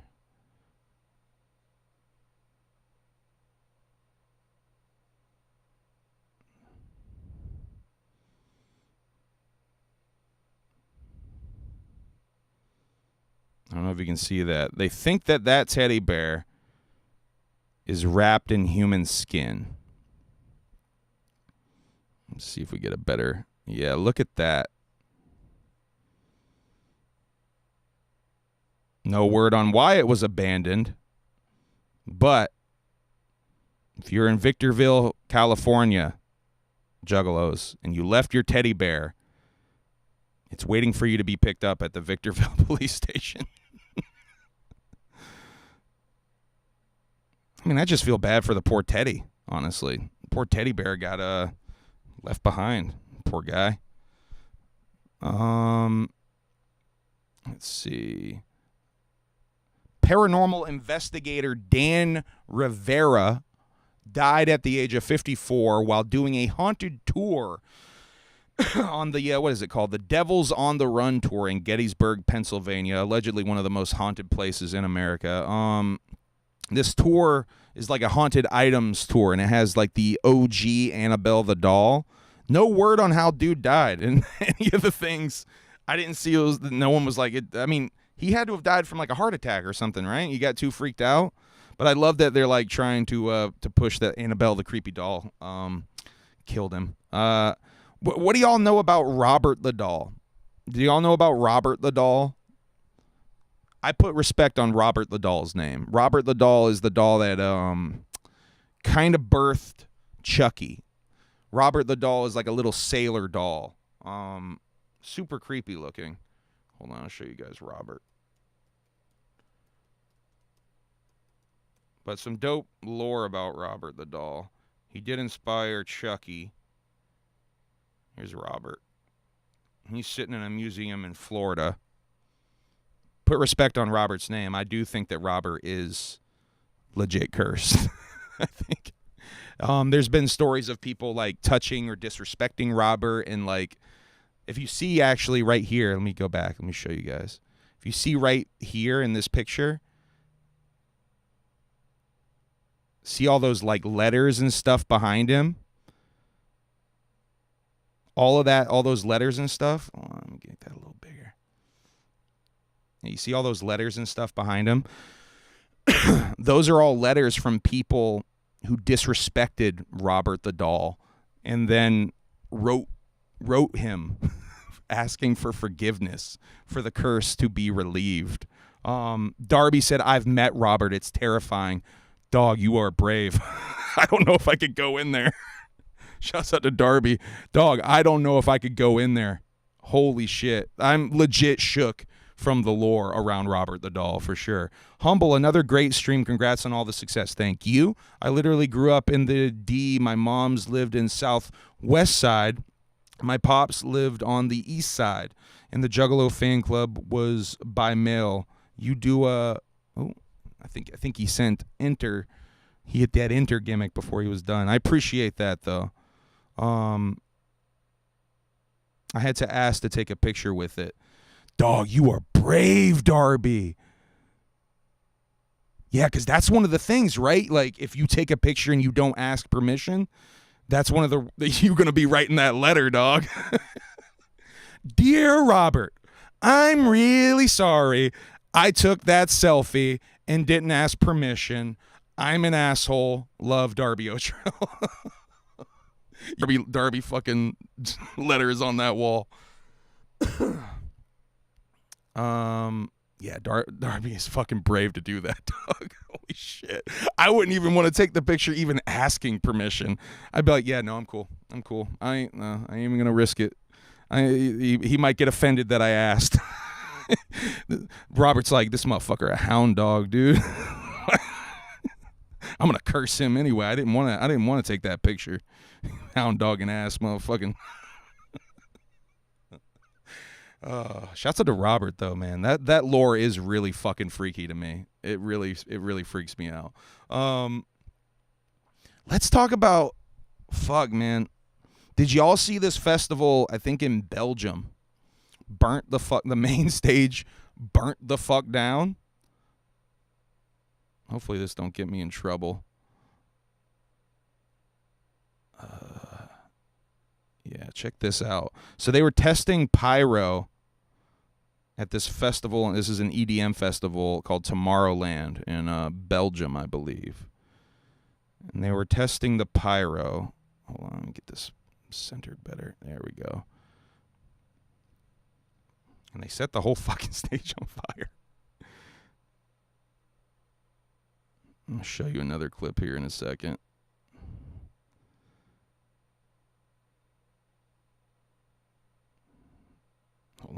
up this other one. It has a better view of the how insane it got. Yeah, that's one of those massive EDM fucking stages, just completely burnt down, testing the pyro. See, that's some shit why they were afraid of that burn ban at Lost Lands last year. That's why they were afraid of some shit like that, because they test if the conditions are not good for the pyro, some shit like that can go down. Hey, shouts out to Scottish Scottish Misfit in the chat. What's up, Josh? Good to see you in here, dog. A great job, so thank you. This is the continued from Air Aiken. A great job, so thank you. I really appreciate it. I was able to see like all the underground scenes when I would be at my mom's, and the battle rap scene when I was at my dad's.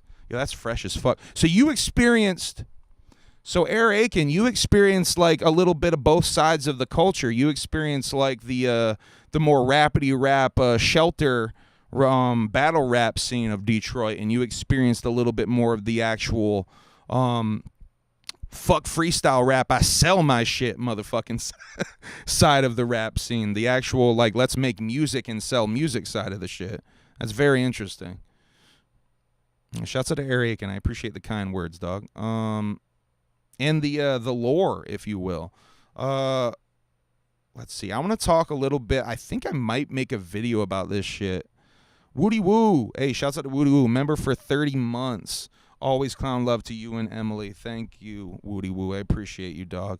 We just showed your entry for the Alien Lemonade weed strain. Trying not to botch that. By the way, shouts out to Waifu Wicked for the name. Waifu Wicked is probably needs to be considered a winner in this contest too. Just because she came up with the excellent name that is so ridiculous and I love so much.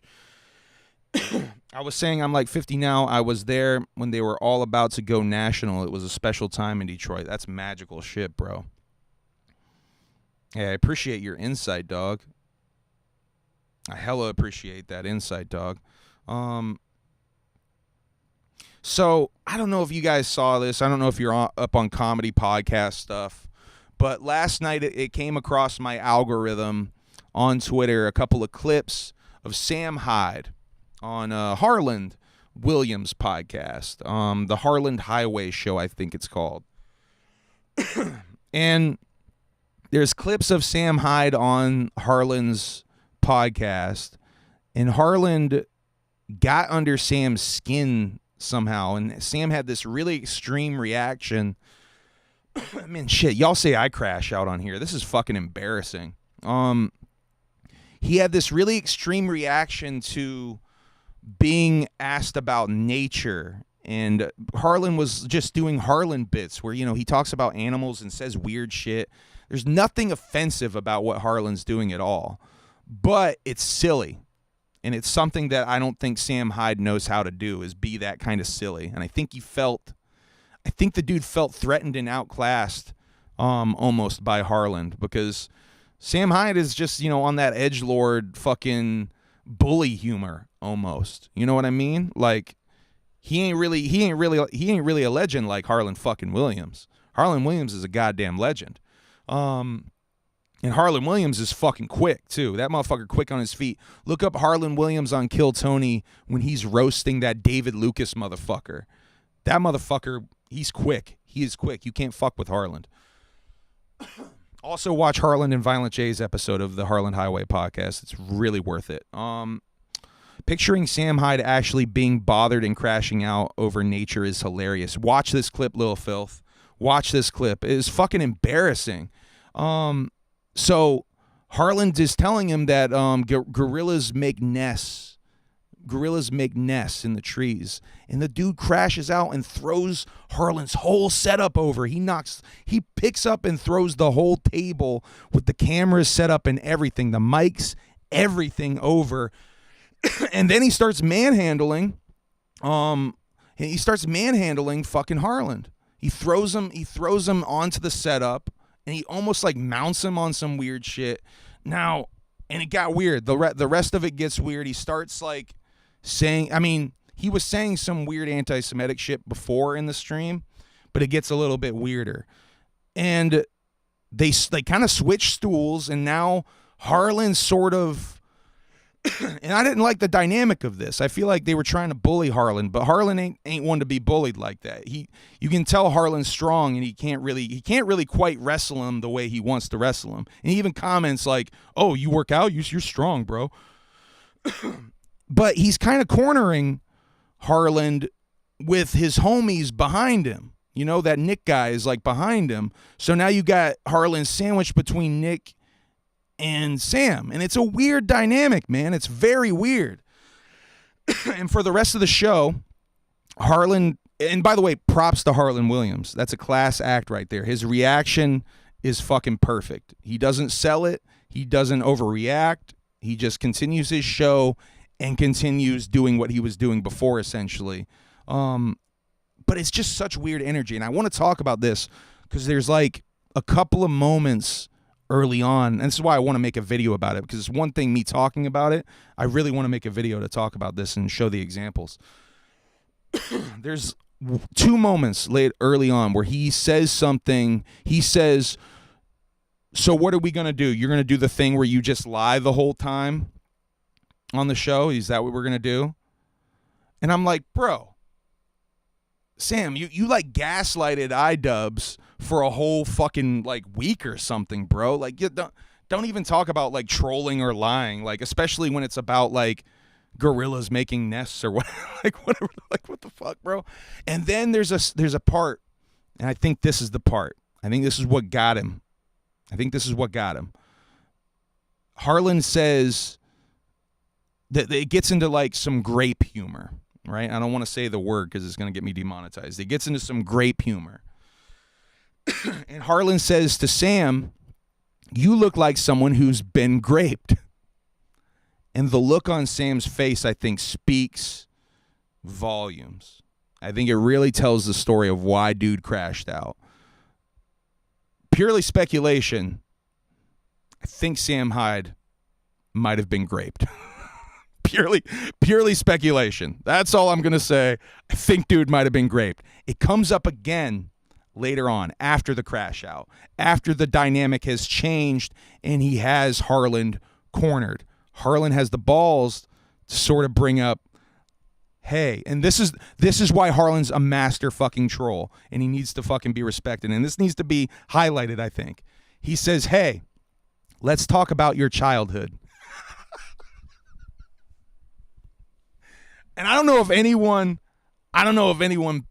picked up on that as much as I did, but I thought it was fucking brilliant. I thought it was legendary. Next level shit, because it's after Sam thinks, "I'm a big manly man. Boy, did I show him. I showed him I can really beat him up or something if it came down to that," which isn't funny. It just shows that he felt threatened by Harlan's sense of humor. He felt threatened by dude being funnier than him. That shit's whack. Fuck that shit. And I kind of, I'm not like a Sam Hyde fan. I think a lot of his humor's mega cringe. That edgelord shit is just not for me.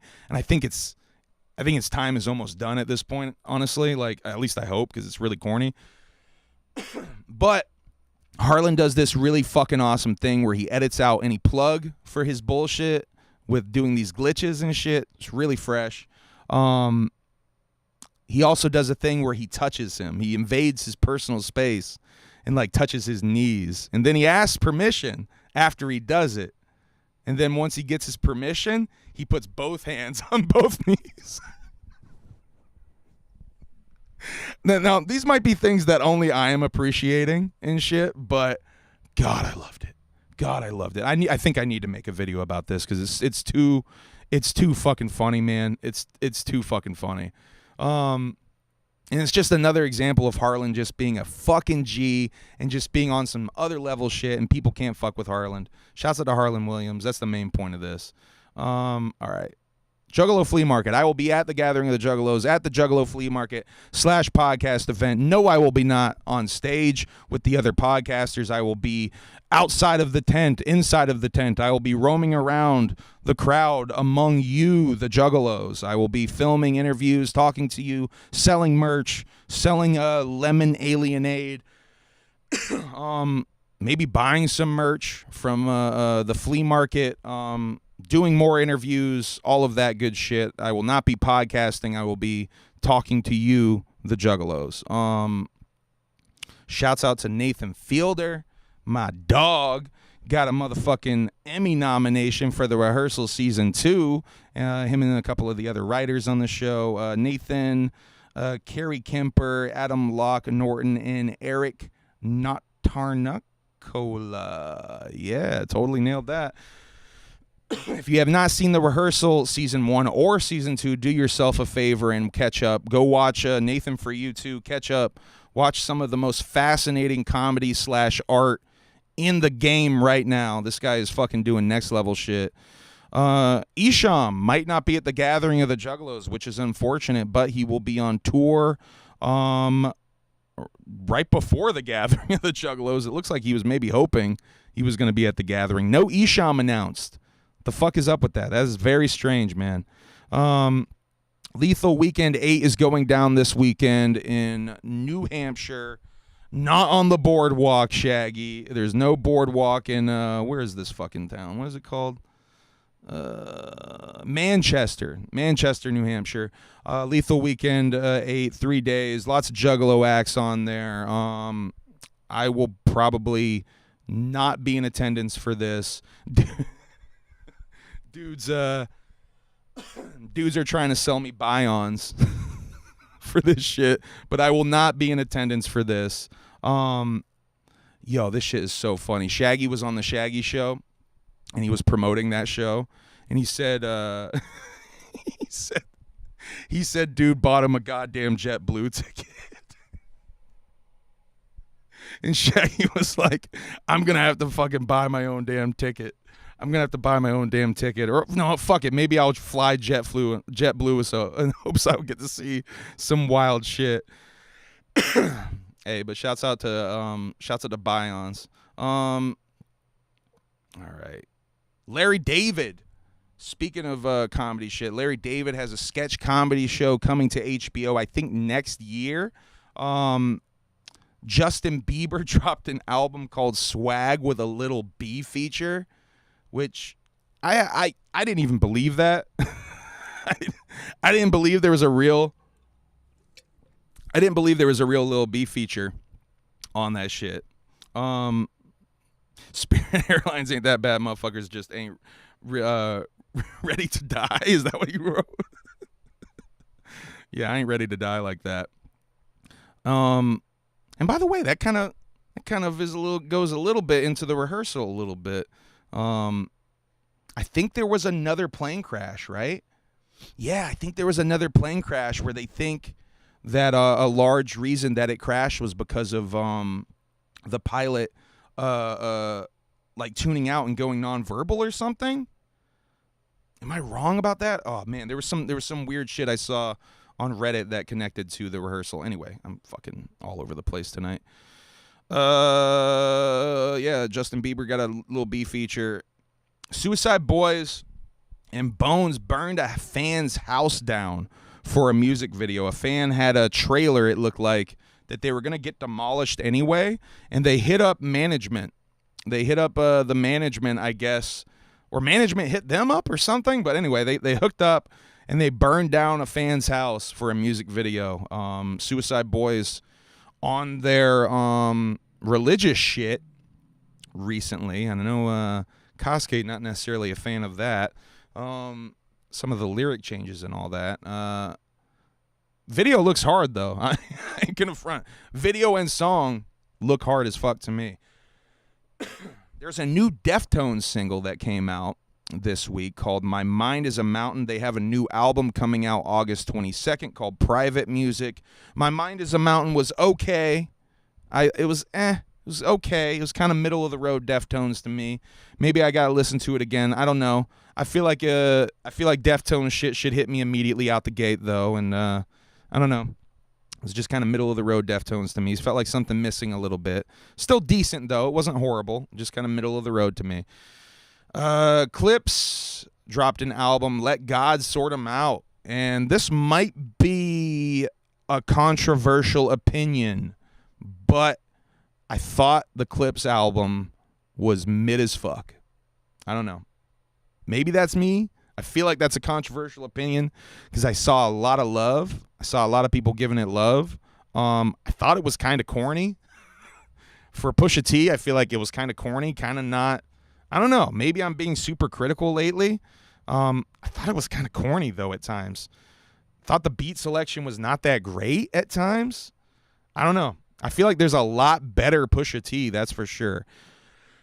I did see a lot of people giving the criticism, though, that Malice carried that record, especially some of the songs on there. There's a new fucking Yak Balls song out called Test Dummy I have not heard. Yak Balls in 2025 is insane to me, though, so I got to talk about that. I don't know if y'all know about this. I heard this on another YouTube channel, and it does seem like it's true or it's accurate.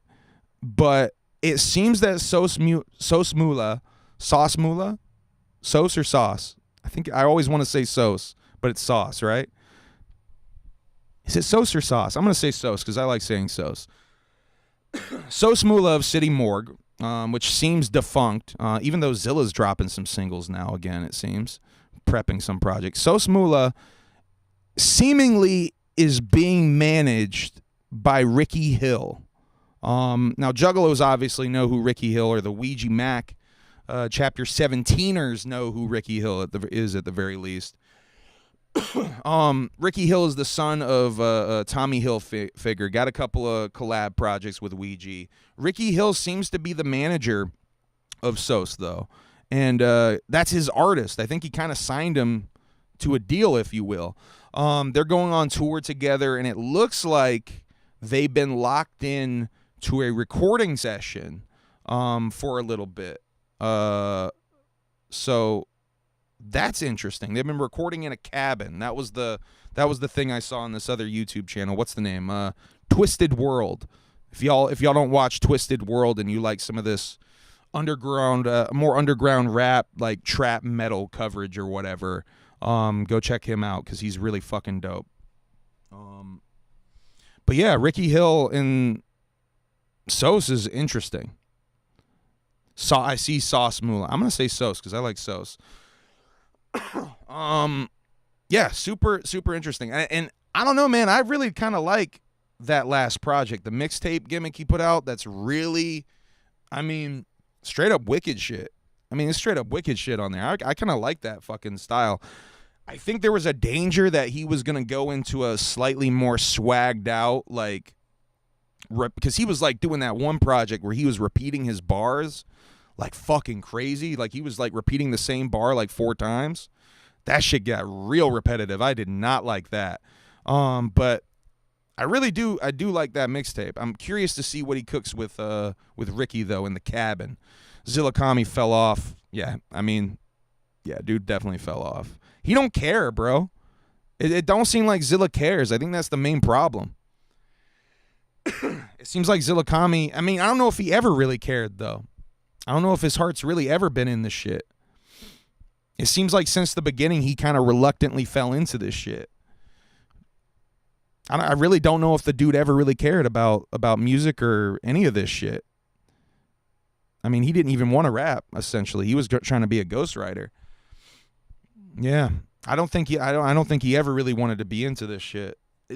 Dog, if you saw those VIP pics when they were on tour, those VIP pics with the fans, that shit was fucking crazy, bro. He did not want to be there. All right, I got to wrap up. This has been a fun show, but I got to wrap this up, y'all. Let's see. My homie Will Gates dropped a music video for his song Don Dada, directed by my other homie Nick Bazaar. Acetone dropped an album today. I think I got that next. Yeah, Acetone Boogie dropped an album today. Are You Still Dead? Remember Me? I dig the Tupac reference. Produced entirely by... Oh. Not entirely by Devereaux. Some production by Ghostface. I thought this was an entirely Devereaux project, but this is out now on all your streaming gimmicks. Go give this some love. Acetone's the homie. Darby O'Trill. Let's get my dumb face out of here. Darby O'Trill's Willow coming out August 1st, I believe, with a new single dropping every week, every Friday until then. They did a live stream, Darby and Devereaux, over on Instagram last night? Yeah, that was last night, wasn't it? No, 2 nights ago. It was Monday night. It's Wednesday already. Fuck. That was really dope. Some Swamp Rats shit. Some Swamp Rat reunion shit. Really dope. They were talking a little bit about the record, about the process of the record, writing the record. Played a couple of joints off of the record. Really dope. Really dope. Looking forward to A Humble. Just so you know, Pimpin', we rocking the Detonation stage this year. You missed us in 2023. Here's your chance to make it up. What's your act name, dog? Zombie Cult. I know Zombie Cult. Your homie is I ran into him so many times that year. 1:50 a.m. I'll definitely try to be there for y'all this time. My bad for missing y'all. Yeah, your homie's really cool, man. Your partner in rhyme. Yeah, he's the shit. Shouts out to Young Hollow. Y'all the shit. That's you, dog? Oh, fuck, man. Hey, shouts out to Young Hollow. Yeah, you the shit, bro. Yeah, I ran into you mad times that year. I felt bad that we missed your shit, dog. Yeah, it was so many times that year. Yeah, you're the shit, bro. You got good vibes. I'll definitely try to be there for you, dog. I feel bad that I missed your shit that year. Yeah, shouts out to Zombie Cult. What you say, 150? What'd you say, dog? Hold up. 1:50 a.m. What night? Saturday at 1:50 a.m. I'm an idiot. I'm so high. I need to get some food. I need to finish this stream so I can go get us some food and not be all spun out. Oh, I didn't even listen to this. Violent J was on NPR. I got to fucking do my research and listen to that. Violent J was on NPR, WDET, W Detroit NPR radio station. It looks like he was talking mostly about JCW and stuff, but I need to listen to that. I've been dropping the ball with some of this shit. I've been on my music shit the last like 2 weeks, so I've been kind of dropping my ball a little bit on the video shit, but I need to get back on that this week. Devereaux did a jewelry drop. These might already be gone. I know some people have already claimed these, but the leftovers for these will be at the... Wait, which tent? I'm wrapping up right now. I'm hungry as fuck. Oh. Look. Boop, boop, boop, boop, boop. Holy shit, you want to show? Hold on. Peanut butter marshmallows. They're jiggly. And what's that for? The Fluffernutter? Yeah, I'm making Fluffernutter cupcakes. They're graham cracker peanut butter cupcakes. And then there's going to be peanut butter buttercream and then a marshmallow on top. And I might put some fluff in the middle. Insanity. She's on some shit. That's the second thing you made today? Yeah. Strawberry crunch. Well, I made the cake layer. I made the cake layers last night, and then I assembled and made the buttercream and the filling today. But yeah, it was a strawberry pretzel crunch cake. Yeah. That shit's fire. It's a butter cake, and I made a pretzel like crumble with freeze-dried strawberries and strawberry buttercream. You know. Just patting it. Wait. Hell yeah. Okay, I'm going to finish this up and then go get us food. All right, smack that peanut butter, baby. Love you. Okay. Oh, yeah, Dev. The Dev drop. Make this smaller. Play that video so you can see the shine. This will be at the D-Town Custom Tent.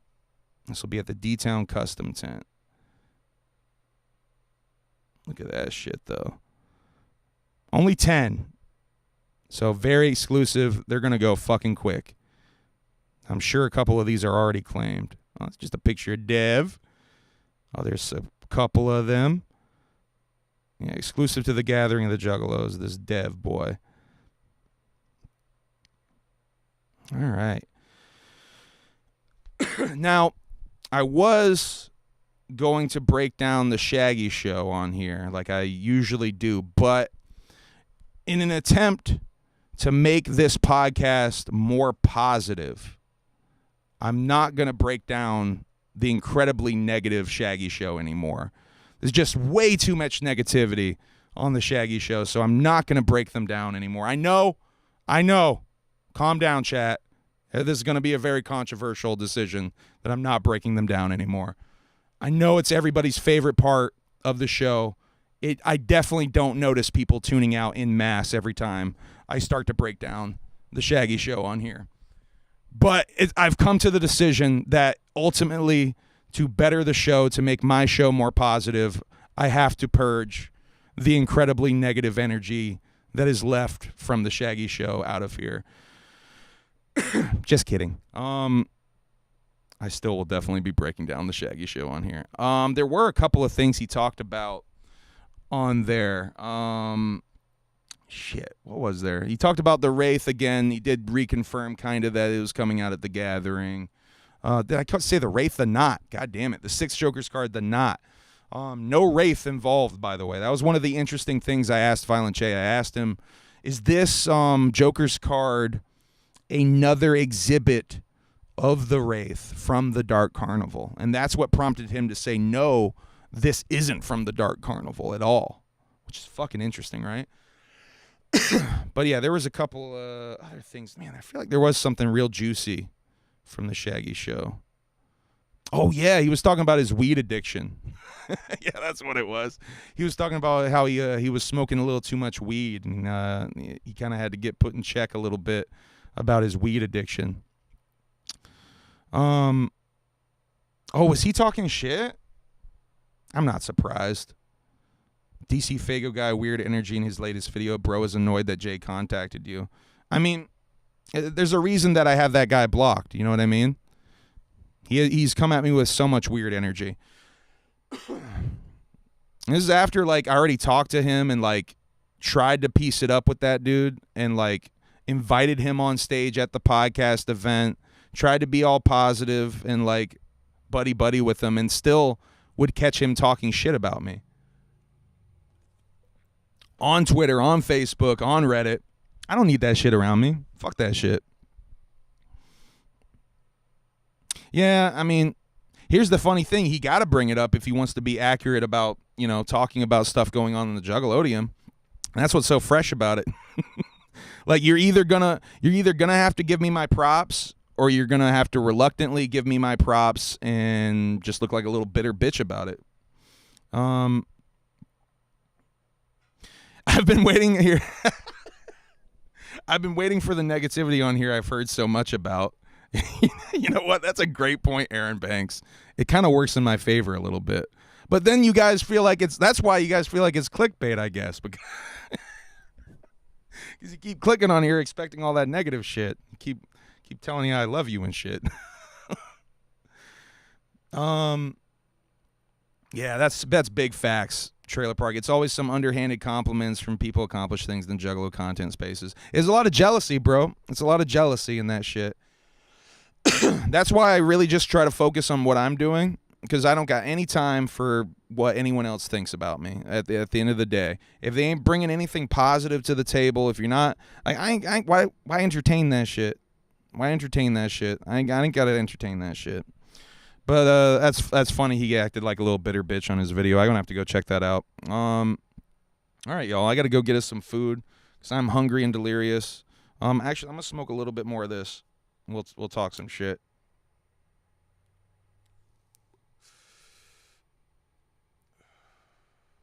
Shaggy did address Gmo Ski a little bit. I think we talked about that last time on here. Yeah, whenever someone brings up clout, I say this all the time. Whenever someone brings up clout or clout tokens or something, that's a big red flag. That is a big red flag right there. Even bringing that shit up, that is a red flag. The legendary lemon, a.k.a. the alien lemonade, will be available at the Gathering. I think it's obviously very limited. We didn't want to do too big a batch and then not be able to move it all. So it's going to get moved. Yeah, man. Appreciate all the support, everybody. I hope that I can do some exclusive merch stuff at the Gathering, but it's getting down to crunch time, and I'm trying to juggle so many damn things.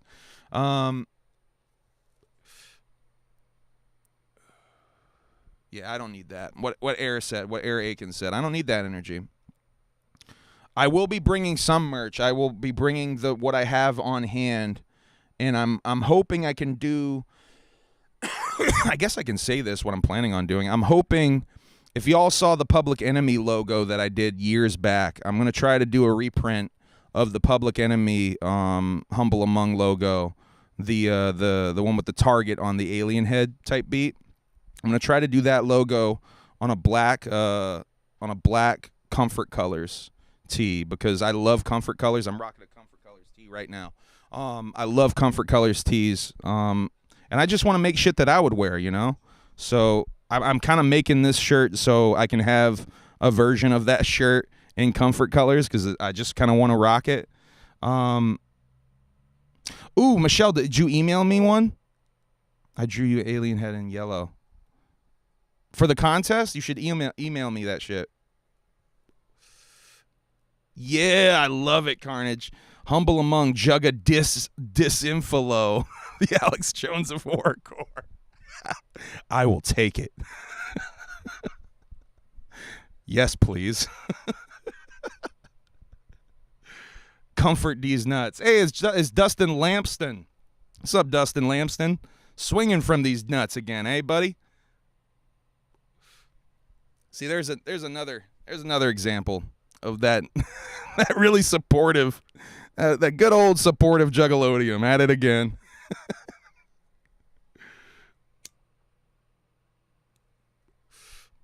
Bruh, Bash 22. He wishes.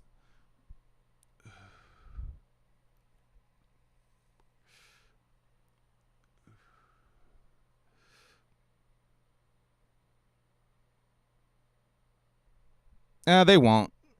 Honestly, Tony, if they don't, that's fine. To me, it only makes it funnier.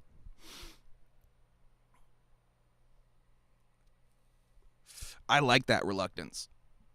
That reluctance is funny to me. There's a level of real comedy to that.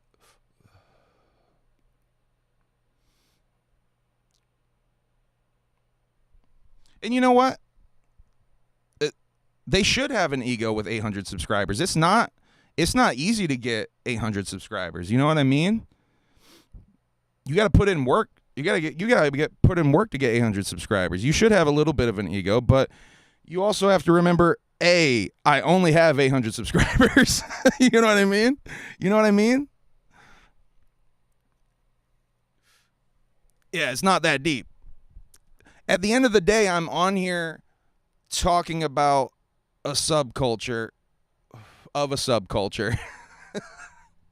And just trying to have fun, just trying to have some laughs, just sharing my perspective on things. That's all this is.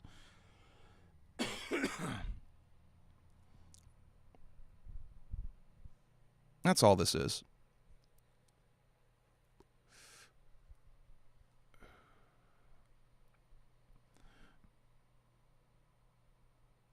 Yeah, I agree. Mad at someone else doing well is a wild look. To be mad at someone else doing well is in a niche internet space. I mean, and that's the thing that like I said about perspective. This show is my perspective.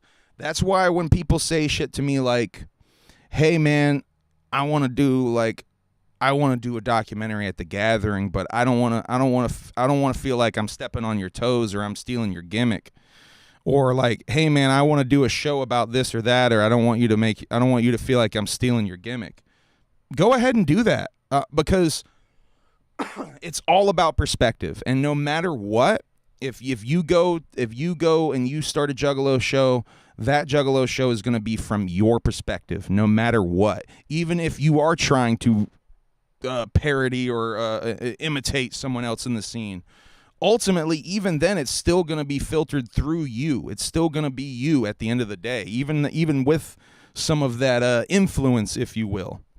If you go to the Gathering and you film a video at the Gathering, if you film yourself walking around, no matter what, even if you're walking directly next to me filming, you are going to have a different angle. You are going to have a different perspective, no matter what you film.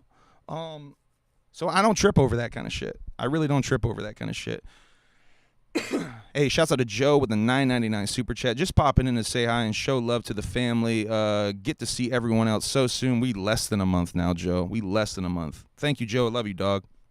Can't wait to hang with you, Joe. Everything is done. Just try to outdo the influence. Yeah, advance the culture. That part. Because that's, and people clown on me for saying that. I don't even get that. That's my main goal, is to advance the culture, to make the Juggalodium be the greatest, best, and biggest it can possibly be. And people might have a problem with that. I don't know. I think what it is when people hear that, they're assuming I'm saying that it's not that now. I'm not saying that. I'm saying it is a beautiful thing, but it can be bigger. It could be better. There's always room for improvement. And if you think that something is perfect, if you think everything is just perfect and fine the way it is, that's that fake posturing of positivity at it again a little bit. That ain't reality. That's not reality.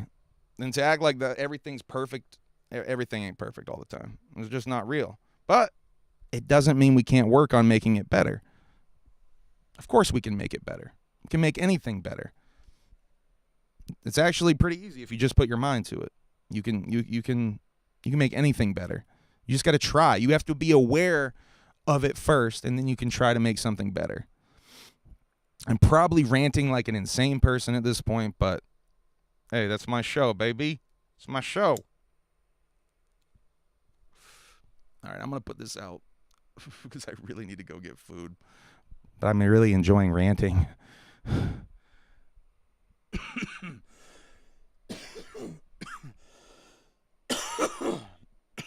Yeah, exactly. Just like what you like. Support what you like. If you see corny shit in the scene, don't be afraid to talk about it. You shouldn't be afraid to talk about it. You should talk about it. You should be honest with your opinion. That's kind of the point of us doing this, right? Is to share our opinions. That's why I was giving fucking Murder Mayhem Mitch mega ends. That's why I give Roanbone mega ends. Shit, like, they never was on some cookie cutter opinion shit. Mikey was never on some cookie cutter opinion shit. I don't know. All right. I'm going to get out of here. I got to go get us some food. Because, yeah, I'm starving and getting delirious. I love you guys. Shouts out to Trailer Park. I know we've had our disagreements before, but I really appreciate you showing positivity, dog. I can tell you've been working on yourself, dog. It's good to see. It's good to see, man. Hey, whoop whoop. Yeah, dog. What else? I guess I should end the show. Probably should end the show. Hey, and that's why I always say it's why I encourage talking. You know what I mean? I encourage conversation, because even if we have disagreements or whatever, we can always have conversations and come to an understanding in those disagreements. You know what I mean? All right, I love you guys. Whoop whoop. Thank you guys for always being supportive and positive over here. I really appreciate that. Because even when like ugly little heads of negativity poke their heads in, we like no sell that shit and it goes away. I really appreciate that shit. Keep no selling that shit. Fuck that negativity. Fuck that fake positivity. Real jug shit.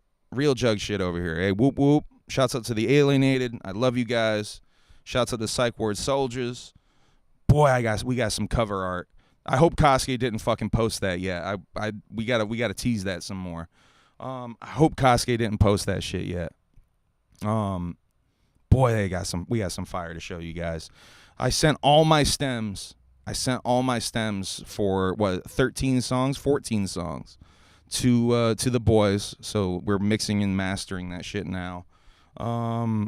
Yeah, Psych Ward Soldiers Volume 1, the fucking Ward, coming soon. High Strangeness coming soon. If I don't re-record more of these songs, dog, one of these times I really got to sit down and break down.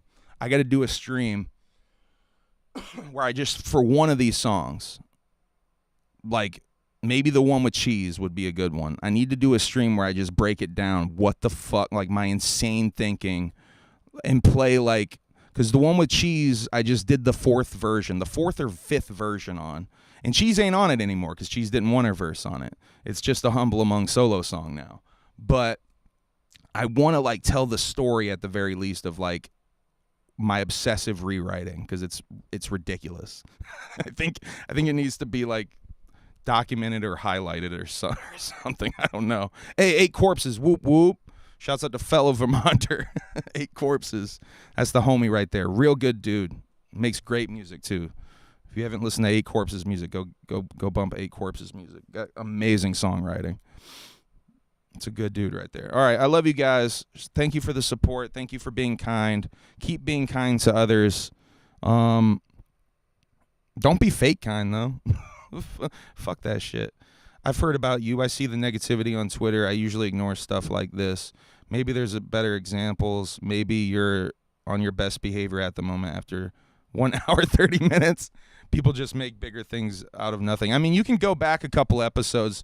Go to my Gathering the Juggalos Crash Out one. People said I was really out of line in that one. It's expressing my opinion on the lineup. But that was before all the fucking other freshness dropped, so I can't complain about the lineup now. There's all this fucking freshness that's on this fucking lineup. I can't complain anymore. Except for Darby and Isham. What the deal? All right, I'm out of here. Love you guys. End broadcast.